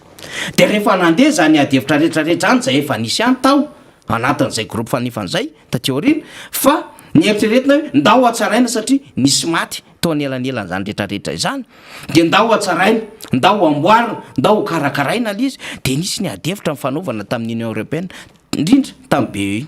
de zany adevitra zany na ahafahana nieritreritra ny hoe anao installation na 4e groupe puissance na 34 mégawatt ho an'io jirama io 34 mégawatt lay 3e groupe fa 34 mégawatt ihany ko lay 4e groupe hamatsiny sy hanampiana tosika an'ilay andekaleka zany de nandeha ny adevitra marina fa tao anatin'izany fotoana zany re matomotarison de zao somary nametraka ny ahihany be ina amin'ny banque européenne d'investissement hoe manahirana anay fomba fitantanareo any jirama amina resaka transparence sy resaka gestion amin'ny jirama fa alamino tsara aloha io satria ahoana kosa moa nieritrereta mpamatsy vola idébloqué vola be amina million d'euros kanefa misy fitantanana zay efa hitan'izy ireo fa somary manahirana tao anatin'izany orinasa jirama zany ary zany koa anisan'ny lesiko atao anatin'ny orinasa jirama le fitantanana anatiny tao zany fa tsy naninona nefany ny teoniva ny banque européenne d'investissement rehefa mazava tateoriana ny hoe ahoana ny fomba nadiovana ahoana ny fomba hitondrana nyty raharaha ty satria reto no manelingely lalay reto no mibahana anay fa rehefa mazava reto iroso zay aminatin'ilay investissement le 4e groupe de nyroso le izy de hitatsika io le 4e groupe de miteny ve le fitondrana am'izao fotoana zao hoe tsy nieritreritra mihitsy le fitondrana rehetra mifandimpo teo aloha fa ianareo tonga am'izao fotoana zao no tena nieritreritra sy hoe tena mesy hitondra vaolona ao anatin'le jirama nefa aza le fitondrana na groupe ray raha tsy nety sy transformateur ray tsy nety no an'le jirama fa fanampitehana nataony amin'le jirama ary zao izy mbola miteny moa hoe anatin'la installation le 4e glo satria misy piesy marobe fanaraka atao anatin'io ny transport ny turbine marobe miaraka amin'izy io de hoe afaka enina na 20 volana vao a mandeha fa manana faharetana de ho resahantsika eo rehefa avy hoe inona moa ny teninao tamin'ny 2024 mikasika an'ity angovo ty inona ny teninao tamin'izany fotoanandro zany fa 3 taona teorina mbola tsy manana vahaolana ary blako ata Antananarivo amin'izao fotoana zao ary tapatapaka ny jiro rehetra any amin'ny faritany amin'izao tsika miteny zao pira no ny zavatra teo aloha no mahazo ny jiro sy ny herinaratra isaky ny tokantrano amin'izao fotoana zao de zay ny antony mahatonga atsika iresaka zany Andriamato Motarson ny amina hoe mila manitsy ny communication ny fanjakana fa ny eritreritra tompoko ho avy n'izany jirama zany sy ny fahazon'ny vahoaka malagasy herinaratra ny fitondrana rehetra mifandemy teo aloha ary mba ny eritreritra ihany koa ny aminy hoe ahoana no ahafahana manafaingana ny aso amin'ny jirama ka tsy maharitra roa taona ao arina ny fametrahana fangatana vao misy branchement tonga amin'ny isambaravaran ny tokantrano malagasy ary matoa ny aina le jirama natoa mbola afaka nametraka tsara amin'izany nisy releveur atao nisy panneau dépannage sy ny rehetrarehetra atao ny asa dikan'izay mbola afaka ny ainga araky ny tokony fa amin'izao fotoana itenenantsika zao nala eritreritra anao le jirama sopy aza zay anala le approvisionnement eo antany an'le jirama de fa zava-doza sy fotana mahafaty aya hanoanana an'izany hoe ndao hotoanana zany adevitrany satria hoena ampelantanany ny karana indray le apahany zay tena mameantoka ny jirama le hoe zavatra ilain'ny vahoaka isa-tokantrano no tsy ahafahana mividy tsony eo anivon'ny jirama fa lasa misy orinasa privé no azo an'izany adevitra manahirana zany ary tokony ampisaina ny rehetra sombony vitsivitsy zay resahantsika izay ahafahantsika mitarika adevitra Andriamato Motarson saotra anao faniry tena ambara aminareo rehetra aloha zany a fa tena asa be mihitsy zany nataony faniry zany mahazony mame tsipriany zavatra mitranga tatoato eo anivon'ny jirama fa ny fomba fijeriko za olona tsotra azy ry faniry eo amin'le communication ny hitako hoe no mitombona indrindra aloha de le an'le direction technique fantatry ny olona rehetra zany rehefa be loatra ny demande ataonao amin'le poste anankiray a tsy maintsy misofy io de rehefa mitohitoy zay misofy zay a mafana de mipoka de mirehatra zay techniquement zay mipetraka fa ny filazan'ny filoham-pirenena indray fijeriko azy verina kely ary faniry raha ny résultat ny 2021 kitoto be le firenena malagasy tsy nisy zavatra nandeha am'zeloniny de milaza ry zareo hoe ny mpanohatra ny tena manohana an'le manohitra an'le fampandrosoana ny firenena zay nge fomba ny tenenany azy de zao ny zavatra mitranga mba te atao indray zany hoe io andekaleka io mpanohatra indray no ayahina natonga zay le mba zay zany anamarinana nyty résultat 2021 ty a de atao zao atsanga tsy amanoratra zao tsy amanorany zao fa ny zavatra tsy de azoko loatra ary tsy firindrany le fitondrana direction jirama direction générale jirama PCA fa manao fanambarana mba mifarafaratsy ny ministre ny énergie zay efa neverinao fa olona itokisanao napetraka eo amin'ny poste io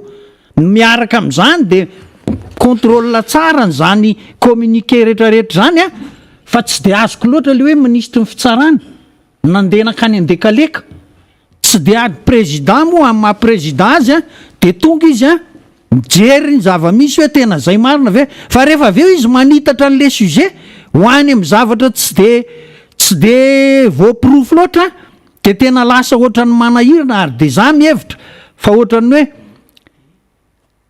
fanazavana fotsiny le tsy fahombiazana tamin'ny 2021 no tiana avoaka eto amin'ity fanambarana mahakasika nandekaleka ity tsy mirindra ary mifanohitra mihitsy ny zavatra lazaina satria rehefa mipetraka le teknika fanazavana tena hita hoe azon'ny olona rehetra nge zany hoe zay no mety hoe be loatra ny asa mpanaovinao an'le turbine sy ny transport de mipoka izy zany zavatra mety mitranga zany fa le rehefa aveo anao mahita tapoka hoe misy sabotage mihitsy ty zavatra tsy mafana le menaka efa mafana le menaka raha misy intensel de mandeha li satria tena efa tsy zakan'le charge na moteur arange mirehitra ary faniry moteur ny tomobile arange mirehitra rehefa misovy le mpanao fanady adina am'le criminel la izy matokony maka expert na transport rehefa tsy eno zany am'le teknisianna ny jirama le fitondram-panjakana fa tsy hitady boky émissaire ho isika na anao diversion na adevitra hafa satria zao zavatra zao dia miteraka haadevitra hafa eo anivon'izay mety hanapotehana fiainan'ny olona hafa indray satria ny kabarin'ny filohan'ny repoblika iny ny am'le nisy nanapoka sopatra io sy ny sisa de verina fa miditra indray any am'le kilalao maloto zay afahana indray mitady boky émissaire nefa zareo tsy te hiverina tam'le hoe ity anie de miforcena nalefa tamin'ny andro fety nefa tsy mahazaka an'izany no lay fahanteran'le motera de rehefa antitra le motera de nitranga tao anatin'ny tao daholo rehefa mampiasa transport tompoko misy manampahaizana momba n'izany de mahalala ny hoe inona ny zavatra mitranga rehefa ampiasainy zany sy rehefa misofy zany motera zany ka izao ngery faniry ao anatin'izany rehetrarehetra zany fierovatena mibetsaka am'le izy tsy naomby ny fitantanana ny jirama ary mbola hitatra isy zavatra horesahana rehefa aveo ahitana hoe tena tsy naomby marina ity fitondrany ity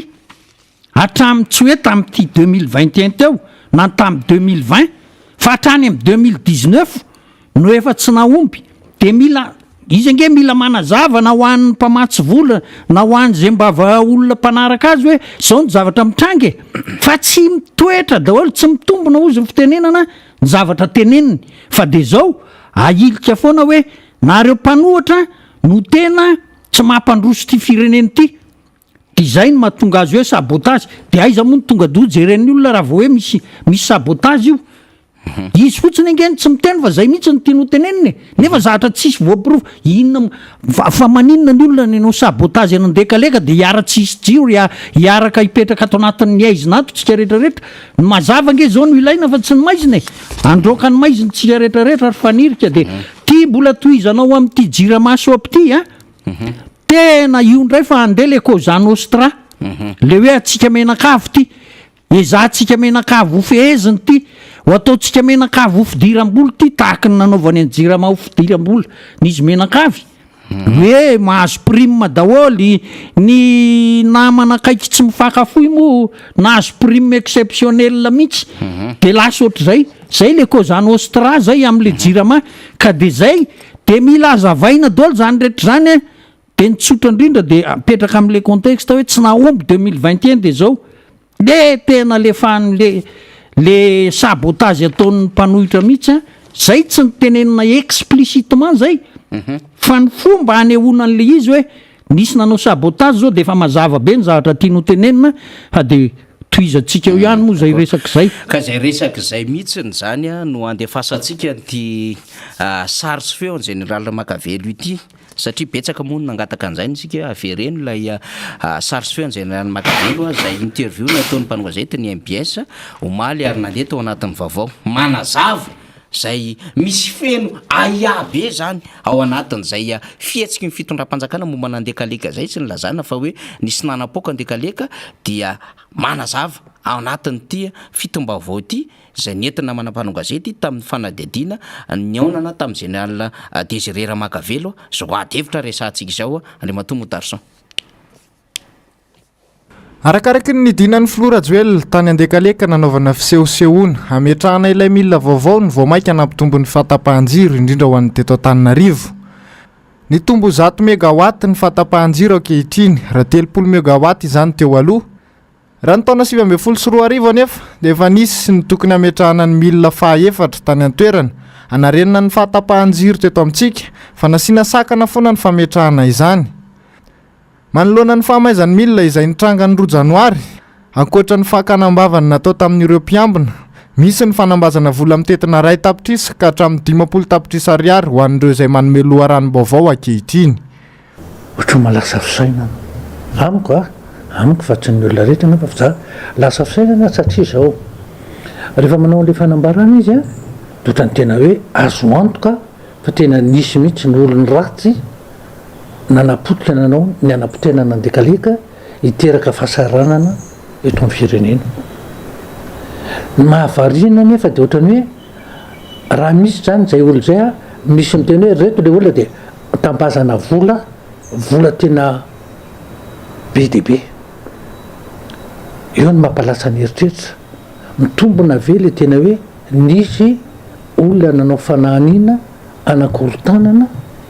andoro nandekaleka raha tena nisy de efa avetrany de efa mandeha ny fanahdiady afaka navaozana sy anamboarana ireo milina no lazany efa antitra ity vola ity kanefa de entina indray amin'ny fandaniam-poana toy izao lasa entina nodinana saim-bahoaka amin'ny fijery politika ity resaka ity hoy hatrany ny mpamakafaka politika araka nylazaiko teo hoe tsy voavoalohany inge ny tapatapaka ny jiro e tsy voavoalohany inge ny tapatapaka ny rano e ka nisy andikaleka ny toka tamin'izany fotoana ary ihany ny tena malasa ny eritreritra de mbeo an-tsaina koa no hoe satria ve efa akaiky ny fotoanany fifidianana de mba azahoana ny fon'ny olona de atao ny fanambarana goavana tahaka ireny ary mba ielana tsiny amin'ny vahoaka ihany ko hoe tsy zay any e fa ny mpanara roatra ny raty saina ny te hanongana te hanao an'zato ty hanao an'zaroa mahatonga ndrindray zany hoe fomba paikady akana ny fon'ny olona reny tsitsika efa akaiky ny fifidianana tsy eto Madagasikara ihany tanao zavatra ohatrandreny fa maneran-tany mihitsy rehefa misy zay le faninanana rotraka ho filoam-pirenena zay zafa misy nge zany tsy zava-baovao zany ary ho an'ny olona efa hoe mba mijery de trangany firenekafa de tsarotra ny manao ataontsika hoe fa makafakana sy vinavina zavatra ohatrany hitataratra fa manoana ny fifidianana amin'ny hoavy ny filora joelona ary eo ihany koa ny tahotra ka izao mitady fatratra ny fomba hoaka izao amin'ny endriny maro samihafa azo eritreretina ho mamorona olana ny fanjakana dia izao mody mitondra vahaolana izao indray satria mihavery ny legitimité na maharadrara ny fijoroan'ny fanjakana mazava tsara zay fanazava-kevitra zay nentiny général Ramakavelo zany techniquement zany sy politiquement zany de hoe ara-dalàna ary mitombona le izy hoe efa nisy foana le olana raha technique fa politiquement am'le anaovan'le fitondram-panjakana azy le matombotarison ny am'le hoe récupération politique zay efa hoe very le côté popularité efa mienjera le fitiavany vahoaka an'le fitondram-panjakana dia ny récupérena tsy ny rarahina tsony zany ohatra n'le kamaky izy io am'le Apollo 21 le fanadiadina mbola mandeha le Apollo 21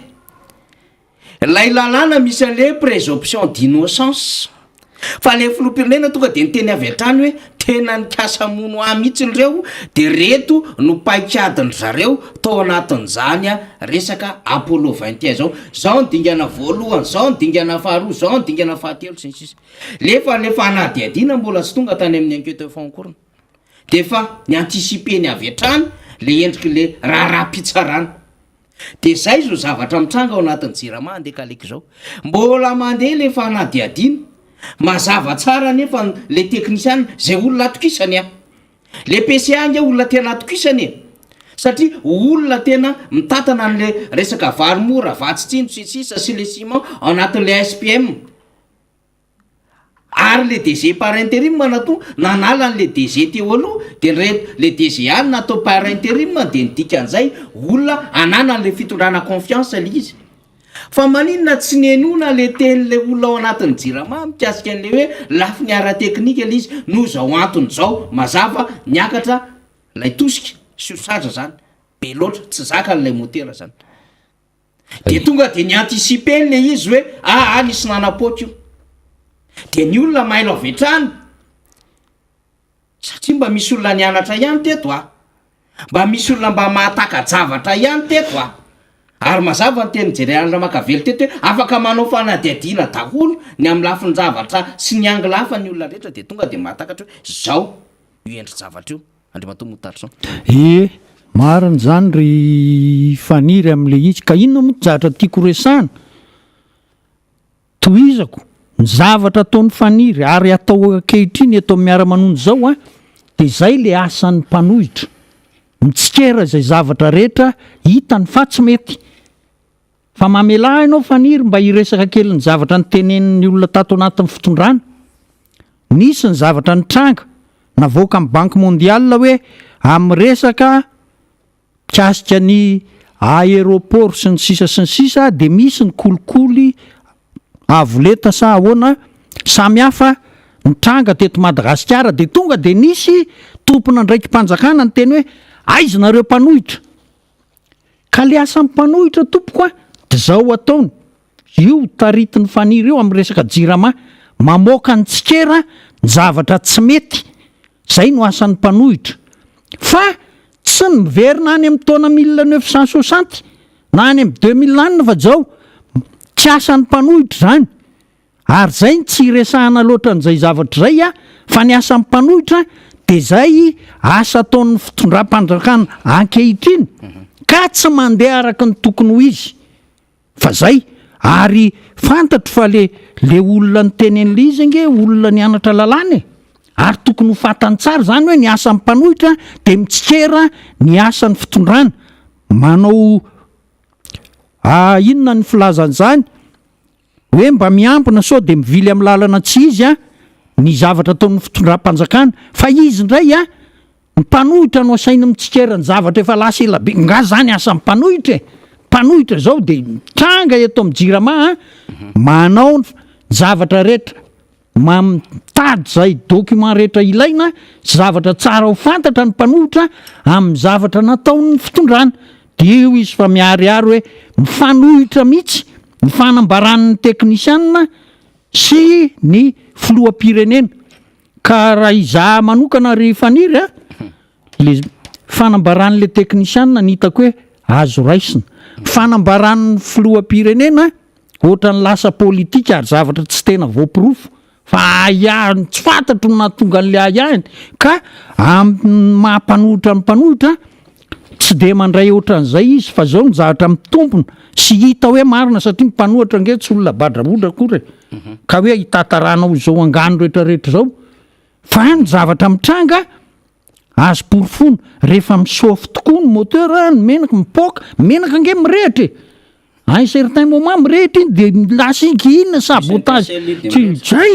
dia lasa ohatran'izay ka isaorana mihitsy faniry na moka ireo vaovao rehetra tsara ho fantatra ireo mahakasika ny jirama fa tena efa tafa ohatra efatra amin'izay ary zao nge ry faniry efa nambarany jirama ny banque mondiale hatramin'izay a fitantanana nyity jirama ty hoe amboary tamin'le FMI namoaka an'le 332 millions de dollars efa nanao izy nge mila amboarina fitantanana n'io jirama io ao anaty zay mihitsy zay mihitsy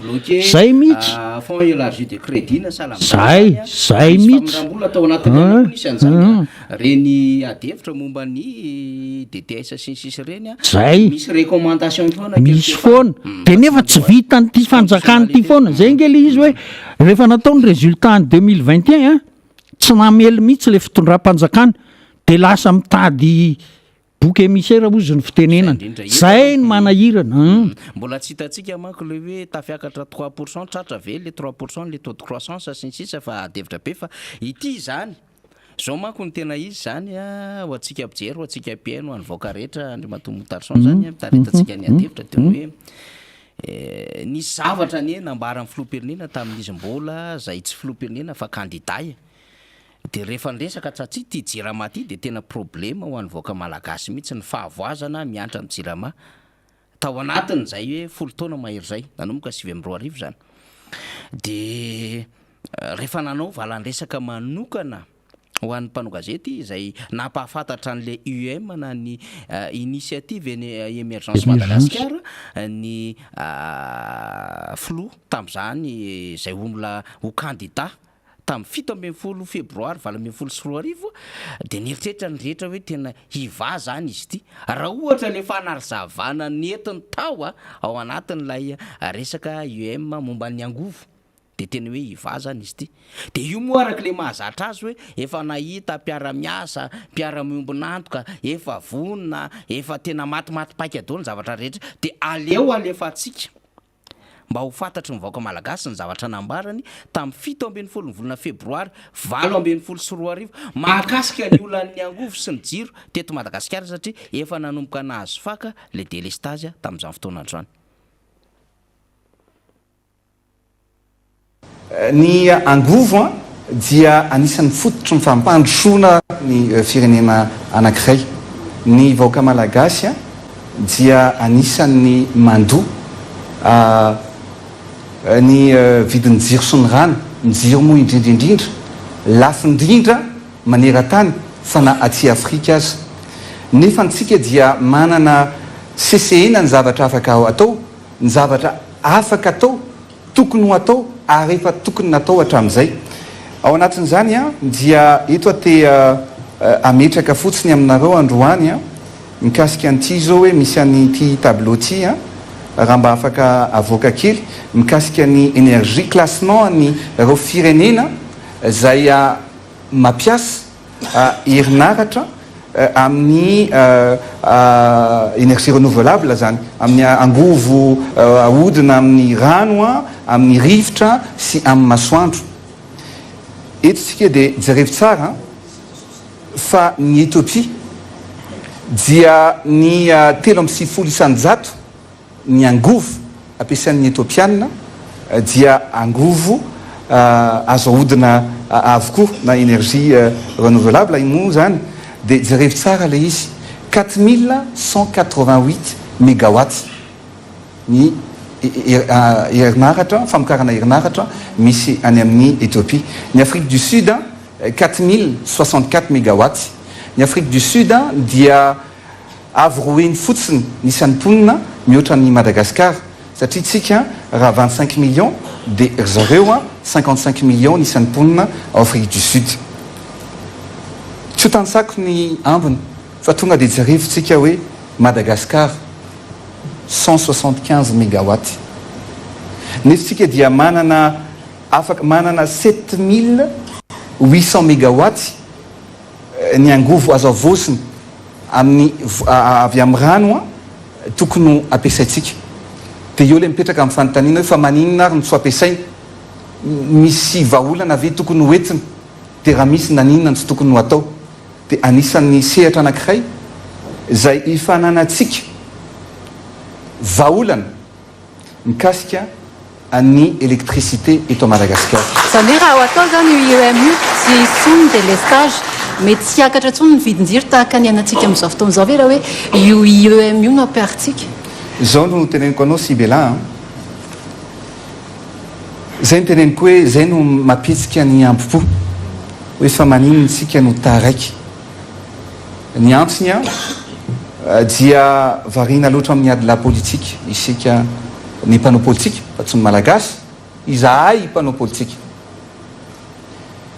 ary tsy dia misy loatra ny fitsinjovana ny vahoaka amin'ny resaka vidiny dia niteny anao ateo hoe jerevo ny any Maurice dia 0,05 $ ny kilowattheure any Maurice. Ny ao Afrique du Sud 0,4 centimes de $ ny kilowattheure. Ny eto Madagascar misy zone 1, zone 2, zone 3 eto amintsika fa 0,25 $ ny kilowattheure. Hitanao fa tsy afaka isy fampandrosoana mihitsy eto raha tsy misy vahaolana hoentina aingana ao anatin'izany famokarana ny herinaratra eto a Madagascar zany. Misy vahaolana ho amin'io ary mbola tsy fotoana mbola tsy teny anao eto satria sao dia misy milaza mamadika zavatra hafa fa milaza anao ny zavatra ray teneniko amin'ny Sibela dia zao nandritra ny 3 taona sy tapany no niarahako ny asa efa nisehomory zareo ary teneniko tamin'ny General Electric. Ny General Electric dia io no mpamokatra herinaratra betsaka indrindra maneran-tany, orinasa amerikanina izy io ary efa nijery ny vahaolana rehetra zay, efa misy ny vahaolana hoentina amin'izany ary efa hita ny vahaolana hoentina amin'izany abidinana ny herinaratra ary fantatra hoe toerana izy ny asiana anazy ao anatin'ny fotoana inona ny anaovana an'izany a fa janoko ohatrao satria tsy hiditra lalina amin'izay aloha fa ntsika lazaina hoe efa vokany ray a makany amin'le IEM ny fametrahana an'le vahaolana maharitra ho an'ny vahoaka malagasy. ya iny zany santionany ray iny a mba tsy hinana vo manadintsika hoe nisy fomba fanazava-kevitra ohatran'izay zany nampanofisina ho an'ny vahoaka malagasy tamin'ny taona 2024 dia nambaran'le filofa hoe tsisy fahampandrosoana azo atao a raha ohatra ka tsy misy ny herinaratra eto Madagasikara. Dia zao zany tsika tsy misy ny herinaratra eto Madagasikara dia inona zany io zavatra ataonareo hoe mandroso Madagasikara, zao nataonay, zao ny atratra ny tanjona ataonay, zao ny resaka ezaka rehetra ataonay, nefa ilay filoha tamin'ny fotoanandro mihitsy no niteniny amin'ny hoe tsisy ninina azo atao raha ohatra ka tsisy menolana ary zany tokoa ny zava-misy amin'izao fotoana izao. Inona moa ny ataon'ny mpiasa-panjakana anaty birao? Ny délestage matanjaka be adiny enina adiny valo anie ny délestage eto Antananarivo amin'izao fotoana itenenantsika izao. Inona ny fahampandrosoana azo atao any amin'ireo orinasa rehetrarehetra izay mila angovo ho an'ny eto Antananarivo sy ny manodidina ao anatin'ilay réseau interconnecté izay tsisy jiro amin'izao fotoana izao. 3 taona izay natongavana izao fitondram-panjakana izao. Iny adevitra resahany iny. Tsy fantatra aloha Andriamatombo Tarson, efa naheno an'ilay sobiny général électrique ave ianao? Satria dia hoe tena efa tonga dia misy ny vahaolana dia hovova io herinaratra io a manana zavatra atao aingantsika ao anatin'le IEM. Ny tena marina ry faniry lasa lavitra be mihitsy a le resaka raha vao zay no fakafakaina fa raha ny fomba fiteny teo a sy ny zavatra ny ainana fa nytaniana hoe mahay miasa ve reto olona mpitantana ny fireneny reto sa ahoana? 2018 ange zany ny trange hoe zao 2022 ange efa azo ny le fahefana eny e teo an-tany ka zay fa zao tsy miainga izy amin'izao fotoana izao zay indrindra mantsy ry faniry zay dia zao teneniko anao ary le hoe sady tsy mamela ny olona hiasa fa ny mampalailo ange ry faniry pratika be ty a le olona rehetra mbo hoe tao anatin'ny krismasy sy ny taom-baovao le coiffure le miandro olona anao vola eo aminy sy mpanjany rehetrarehetra zany a hoe mila jiro eo ny tena mba betsaka ny client amin'ny farany taona sy ny taom-baovao a tsy hita ny jirama dia lasa ohatrany hoe miala tsiny fa tena lasa ohatrany mamoy fo le olona hoe eto mba fidiram-bolanay mba azahoana vola hoentina mihetsika mandritra ny volana janvier a tsy misy nefa tamin'ny 2018 ny lazaina ve efa pareva za tsy ana dia nakay zara lizy colligène ny azaka zany zay eo ange le zany ange lizy ange effet mécanique ary téléphérique mbola resaka avy iny vaniry fa mécanique lizy a colligène azaka zanao tsy nisy financement avaiza fa vola tatony namboamboarinao eo tsy vita le hoe toadrano hoe tsy tokony atao a ny heroa tokony atao a tsy vita le olona tokony hoe manangana atelier-na soudure zany le tena pratika be amin'le resaka jirama le olona manao icom zany mantsy zao ny fitadiavam-bola be maneran-tany ny travail any an-trano a amin'ny internet a sy ny sisa tsy misy afaka manao zany hoe reto zany a tsy mamorona tsy mamesehatra ahafahana mamelona mahafahan'ny olona mamely tena araka ny tokony ho izy satria le jiro mihitsy ny tsy misy ny olona manao icom ange any eny dinge amin'izao tena ny asa rehetra ny ingénierie rehetra saika any eny daholo ny azaka zany ny eto a ny université eo akatsao mahavita mamoaka ingénieur informaticien tena au niveau a tena lazaiko an'ny faniry zahatra fatandro au niveau fa zao ko ny jiro ara tsy misy ko na au niveau ara nge namany tsy misy zany e dia ohatr'izay zay olona rehetra manao fahameloma tena ka tsy maintsy mila jiro e dia tsy afaka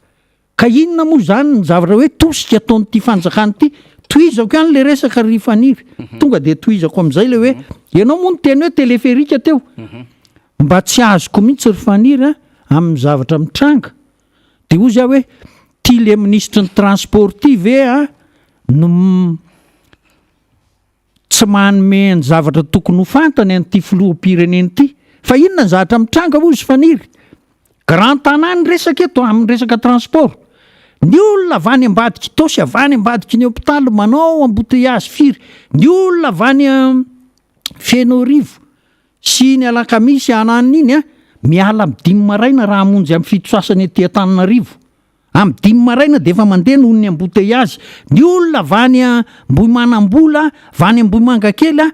zany hoe mirotra maketo Antananarivo daholo fa eto no miasa. Fa eto Antananarivo efa tsisy fitoerana iainana intsony dia any manao trano dia mihazakazaka eto. Zany hoe population flottante eo mihodina eo amin'ny 3 millions 4 millions eo nisan'izany vahoaka zany vezivezy amin'izany. Ny za mino fa ny ministère ny transport manana hoe firy ny isan'ny bus avany atosy makaty Antananarivo, avany Andorano fotsy sy Avoloha makaty, avany Sabotsinamena sy ny sisa dia ny téléphérique ataonao aiza ny traceny ory faniry fanitsy ve zany ny embouteillage ange miala avany amin'ny hôpitaly ny tosy cité ny tosy ananana rehetra iny makaty adiny ray sasany adiny roa ny olona.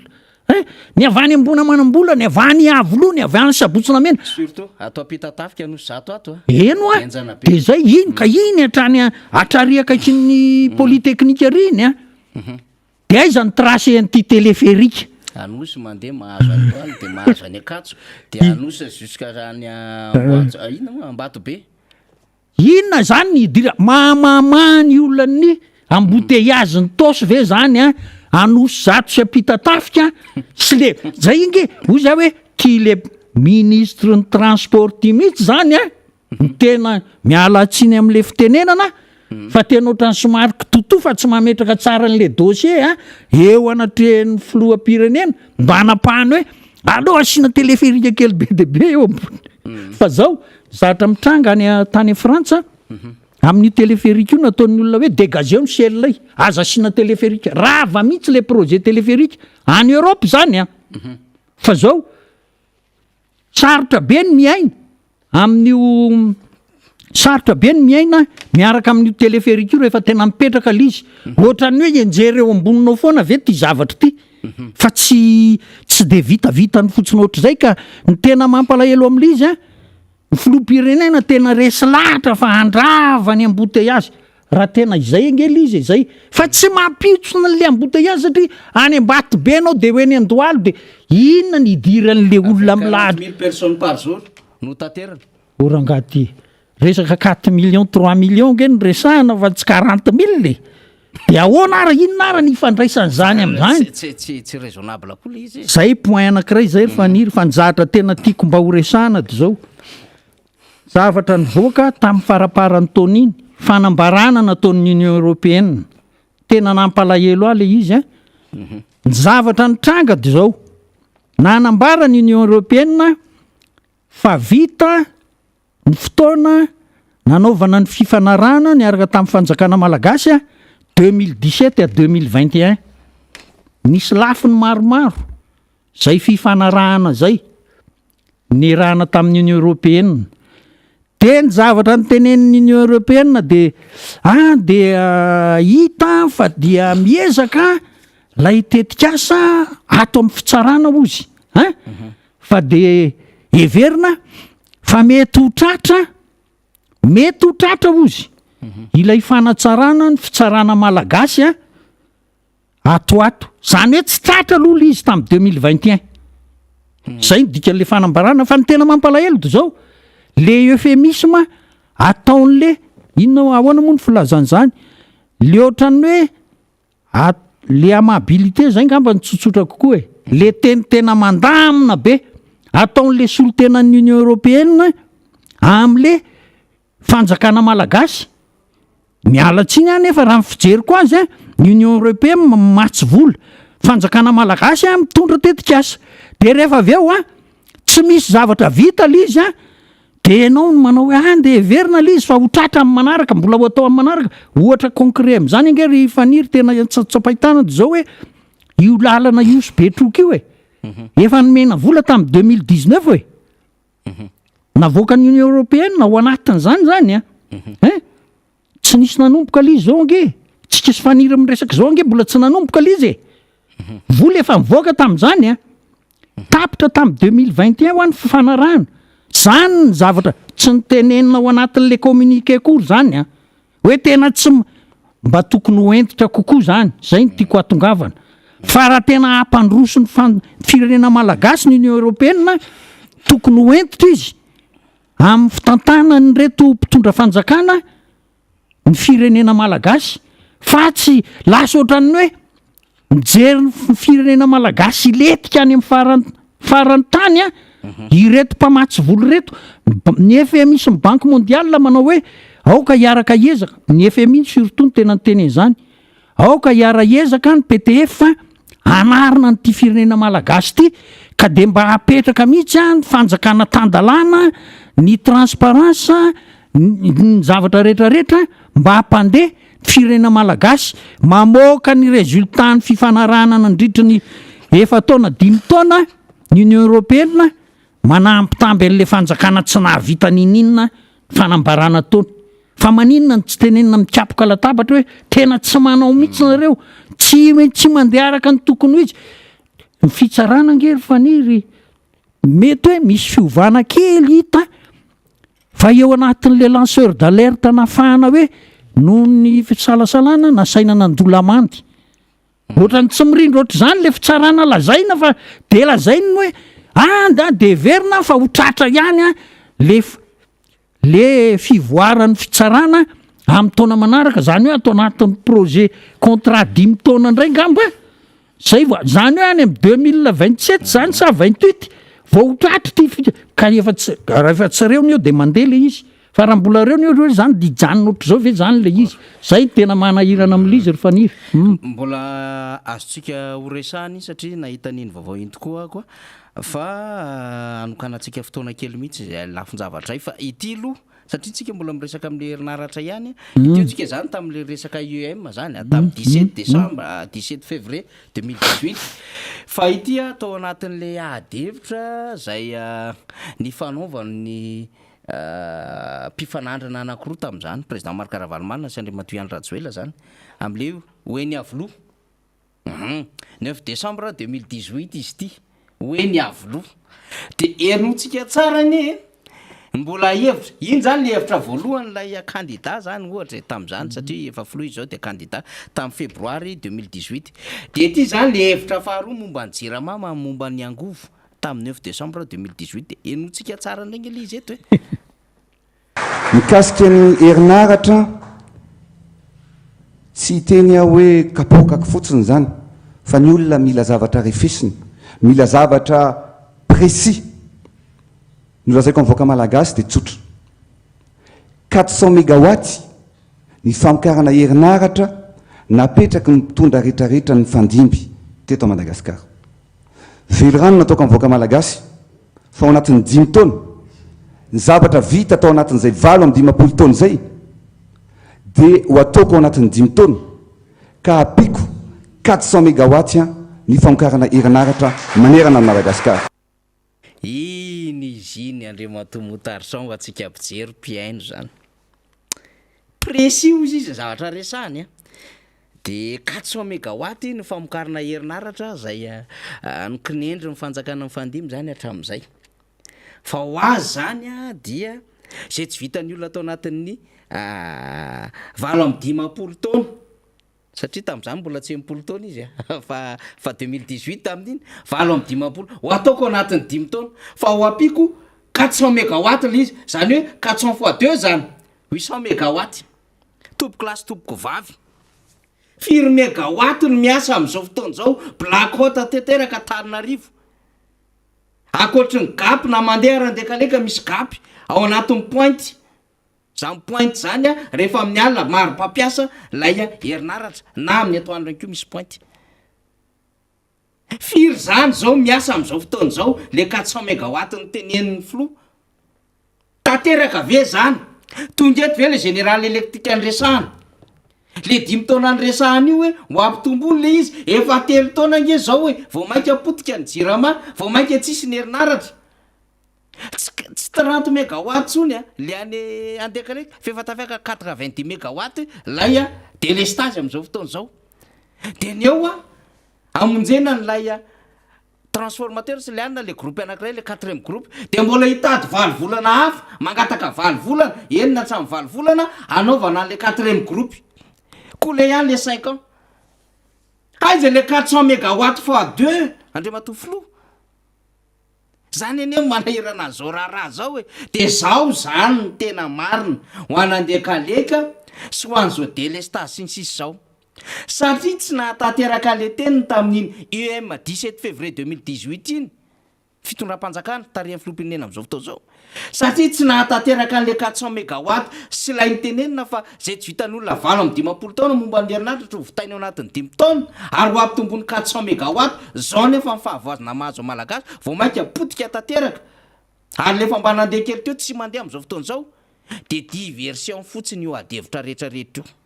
de ao anatin'le diversion mitady fusible sy bout émissaire de mitombona ihany koa ny teny généralna raha makavely teo ny amin'ny hoe fomba iray isariana ny olona ho any aminy sady efa akaiky le fifidianana ka nieritreretina fa inana vaoka inona moa inana vao manadino lay vaoka malagasy fa soa fa misy atsika eto Miara Manonja Andriamatomgo Tarsan tena petraka tsara zany zavatra mbara faniry zany nampanantena izy hoe ho ampitombona 400 mégawatt le 400 mégawatt teo a zao le teo arany eny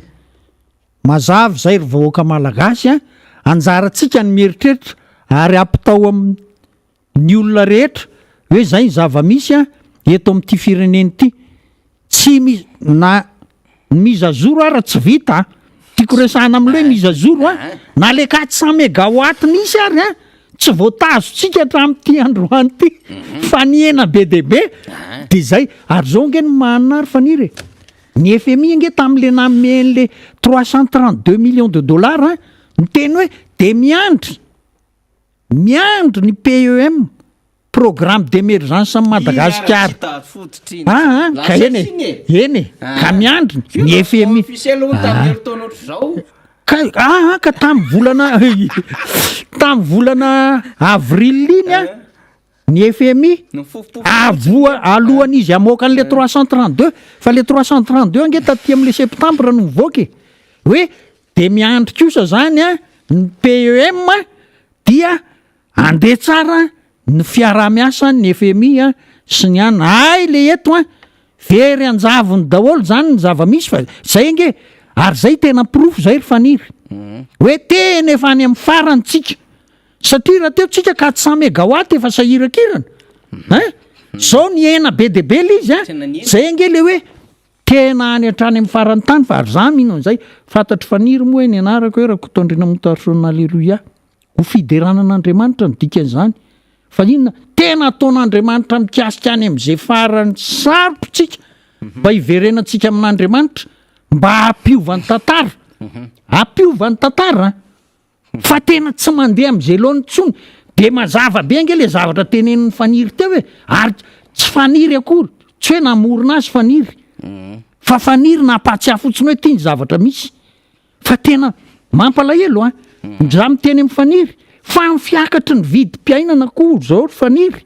amintsika miteny zao miverina kely am'izay ihany fa tena efa tsy zakany be sy ny maro tsony ty zavatra mitrango ty le izy le ministre ny commerce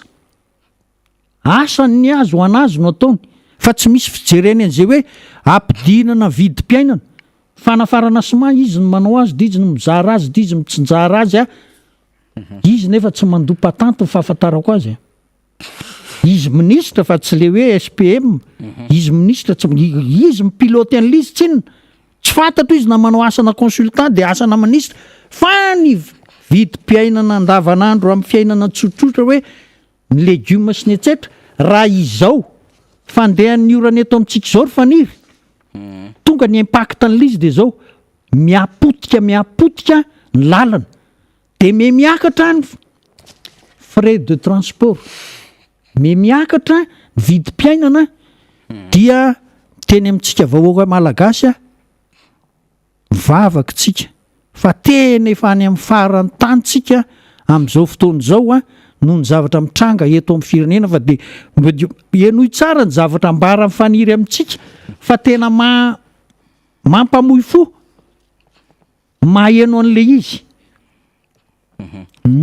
toy izantsika ihany ty hamaraparanana zany le izy satria fotoana moa mandeha zany a ndre matombotarison zany a miraika amby folo sasany mahery 3 minitra zao faraparanantsika ty resaka jirama ty zany mba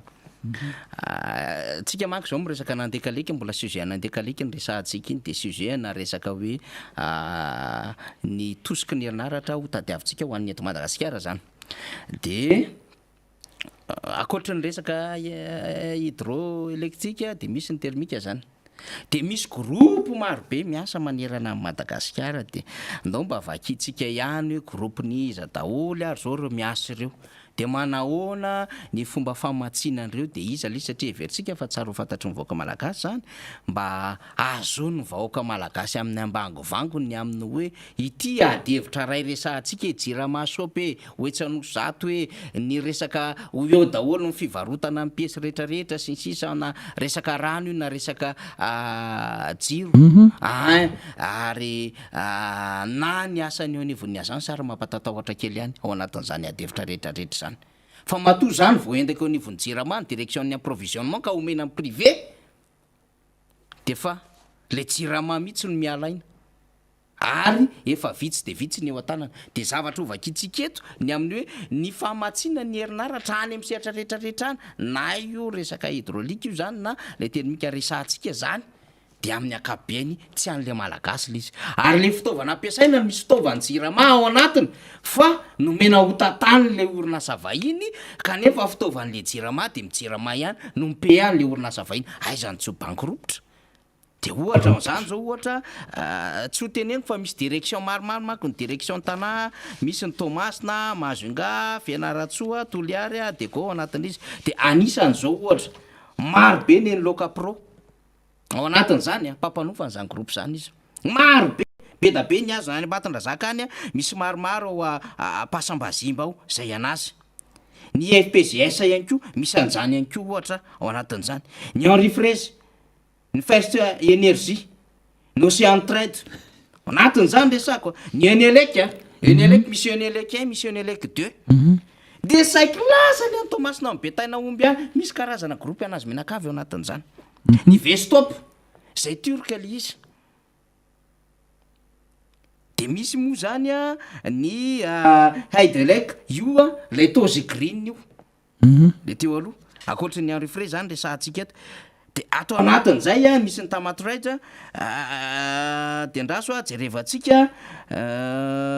Sozoi iny ty Vimaserve isy angamba ny dikan'ity bon misy gasy kely ihany zay resahako zay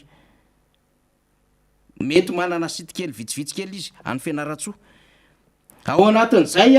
ny GS FPGS zay Sovena io de marobe orinasa ray zany fanofahazony am'ireo fanofanany resaka groupe rehetrarehetra eo zay sy teny azotsika eto ambany masotsika le izy de tenositsika tena tsisy zara fa misy malagasy tsy mihoatra nyreto ratsan-tanana dimy reto angamba raha ny zavatra hitatsika eto ao anatin'izany de se tantanantsika eto de ozy tsika hoe fa inona ary ty zavatra ty de ho an'ny olona anankiray zay mba fatapatatra ihany izy presque manana 61 groupe miasa ampanofaina ao anatin'izao resaka jirama zao orinasa ray zay mety misy fianakaviana ny rainy sy ny vinantony ao anatin'izany de mbola mitetitetika ny mbola azo lay amba andain'le tsena na le marché ao anatin'izany jirama zany de aiza no tafavoaka le jirama aiza no tafavoaka le jirama hita ambany masotsika zany hitanao nga am'ty dossier ty andre matomotary tsika hoe io resaka adevitra tsotsy ty resahantsika ty mety hoe tsotra ny resahantsika azy satria io mba fieritentsika vitatsika ndekaleka vitatsika mandraka zany misy an'le 4 mégawatt fois 4 fois 6 24 mégawatt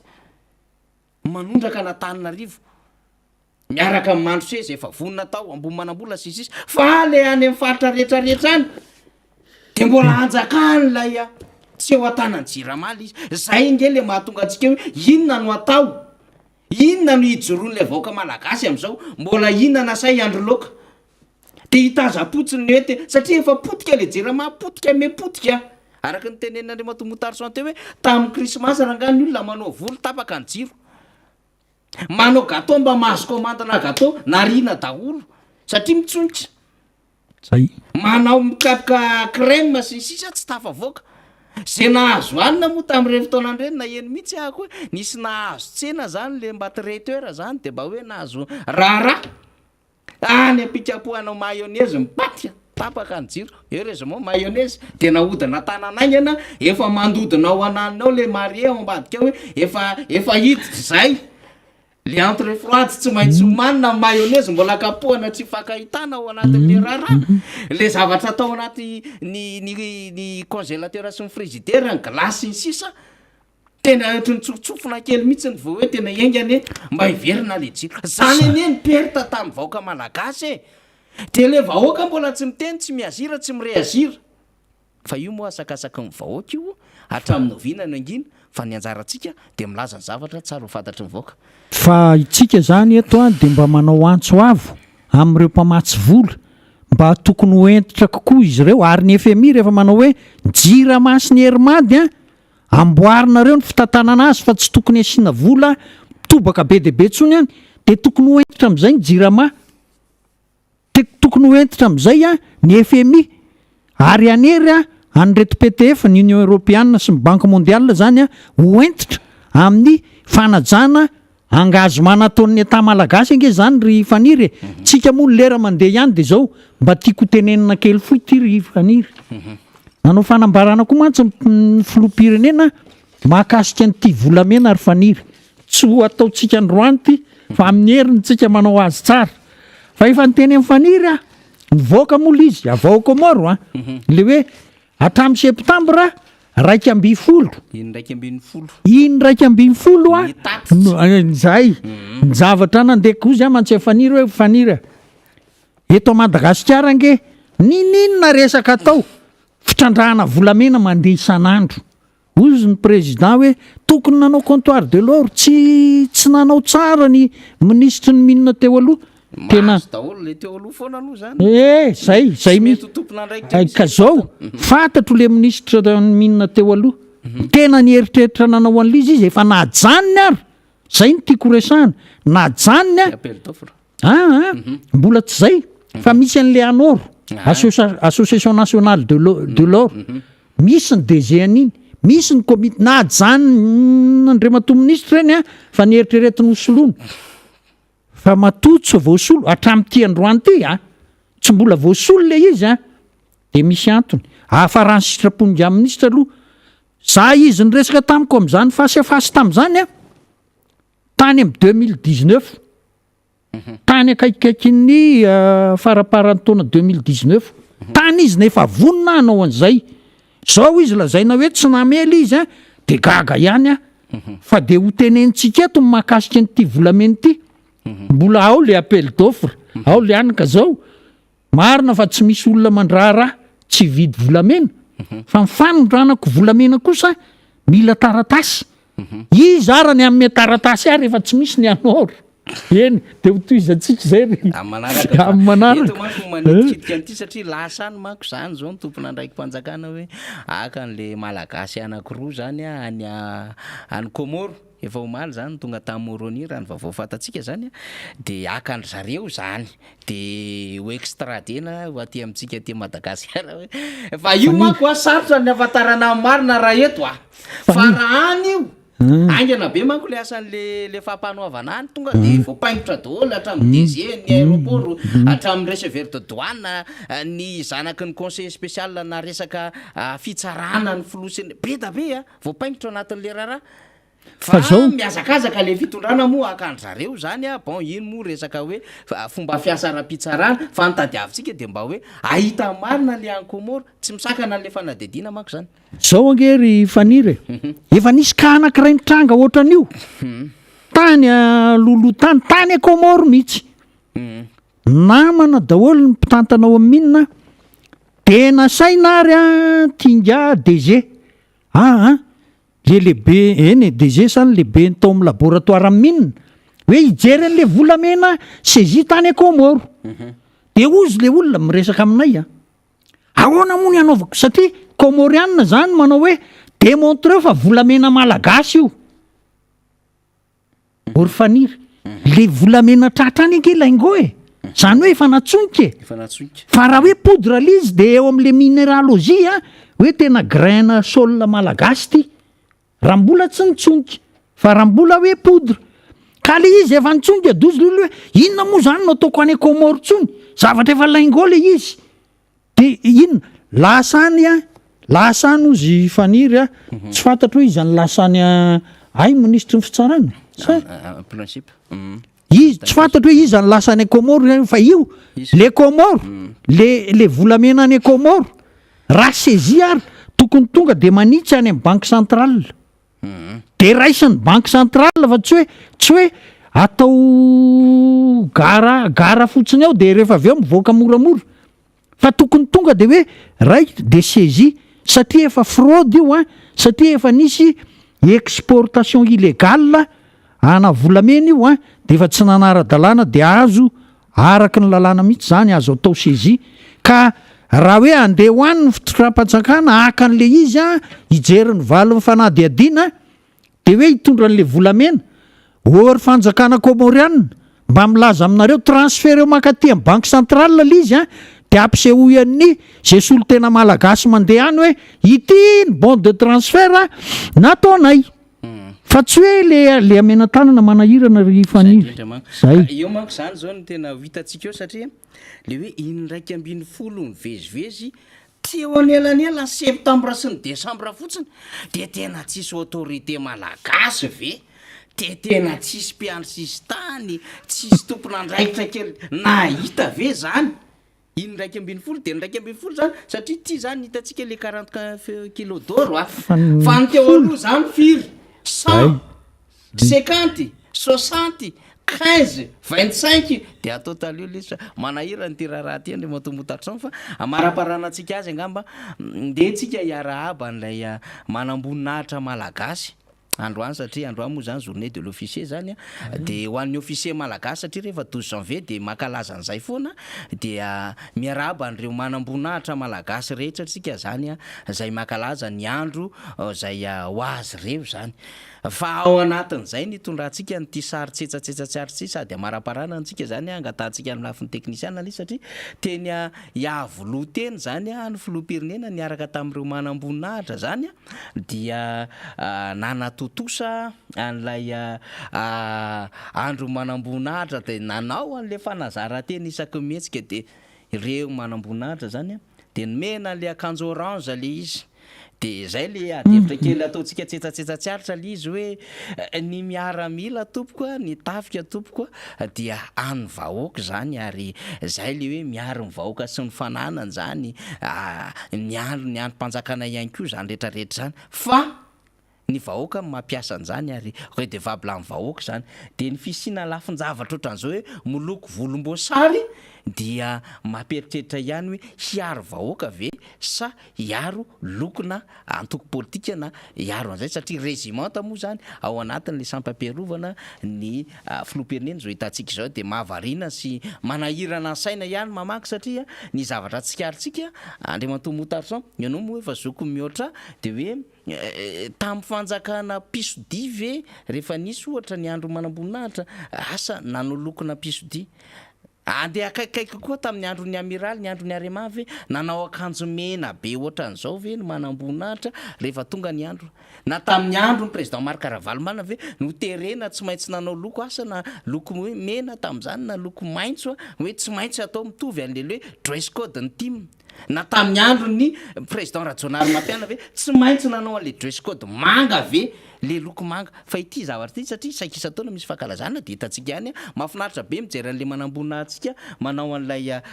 jogging ambany de manao t-shirt fotsy amin'ny akabeany zay mahazatra zany fa zao trangan-javatra zao zany mampieritreritra le izy le orangisation zany tokony asiana limitiny ihany am'le fitondram-panjakana lokonareo daholy ny bâtiment public rehetrarehetra ny hôpitaly ny EPP hatramin'ny tranon'ny préfet sy ny rehetrarehetra atao orange daholo nefa fantatra le orange dress code n'le TGV le izy code couleur n'le TGV holokonareo daholo hatraty amin'ny fatra zay tsy tokony holokona matetika ary zay mampalahelo anatin'le raharaha hatramina trano tranotranona fitsarana na salam'zany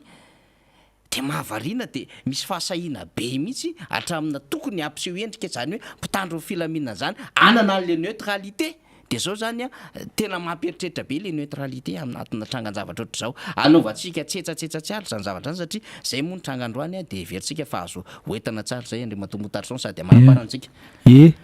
inona moa de miaraka mifaniry miarahaba an'ireo ofisier mpitondra-mbony ao amin'ny tafika na tratra izao andro fankalazana ny fetin'izy ireo izao ny olona tany sainy faniry teo aloha rehetra hoe tamin'ny andro ny président Tsirahana na président Ratsiraka président Ravalima reny olona reny ange nafantatra ny asany zay aloha ny tokony hazava mahafantatra ny asany reny a de mahafantatra ny tokony ataony fa tsy nisy nanao an'izany fa zao ry faniry ny tenin'ny soratra masina hoe zay manandra tena no ahetry a ary tokony hanao ny marina mandrakariva fa ny marina ihany ny manafaka fa tsy ohatr' zao fa raha fijeriko an'izao fandeha nyity taona 2022 ty ry faniry amin'izao lokona orange be deabe zao le anangana infrastructure be deabe zay ny tsy pihana tany anatin'ny présentation budget 2022 olokony daholo orange reto EPPCSB2 de ny asa be deabe izy zay ny zavatra hitranga eo fa ny hoe ny fanorenana vaovao manahirana be na ty lalana ho atao ty efa ny vidy bulldozer ny vidy niveleuse vidy trax tsy andeha am'izay loany io ry faniry tsy maniry an'izany a za maniry andeha amin'ny lalana ohatrany hoe le lalana ifaty makany tuliara ifaty a tena misosa be mihitsy mba lalana ohatr' zany no irina andeha tsara de miaina ho azy ny vidim-piainana sy zay rehetra aingana kokoa ny fotoana fa tsy ty lalana eritreretina ho atao kozany ostraty fa dia mirary taona vaovao a feno fahombiazana mandrakariva ho an'ny vahoaka malagasy tsy vaky volo ny tompontsika zay eny ary de amarana ny fandarantsika zany a am'ty maraina ity a satria de ho avy akoa ny namana mpanonga zay ty zay fa manomana ny vaovao ao ambadika ao a dia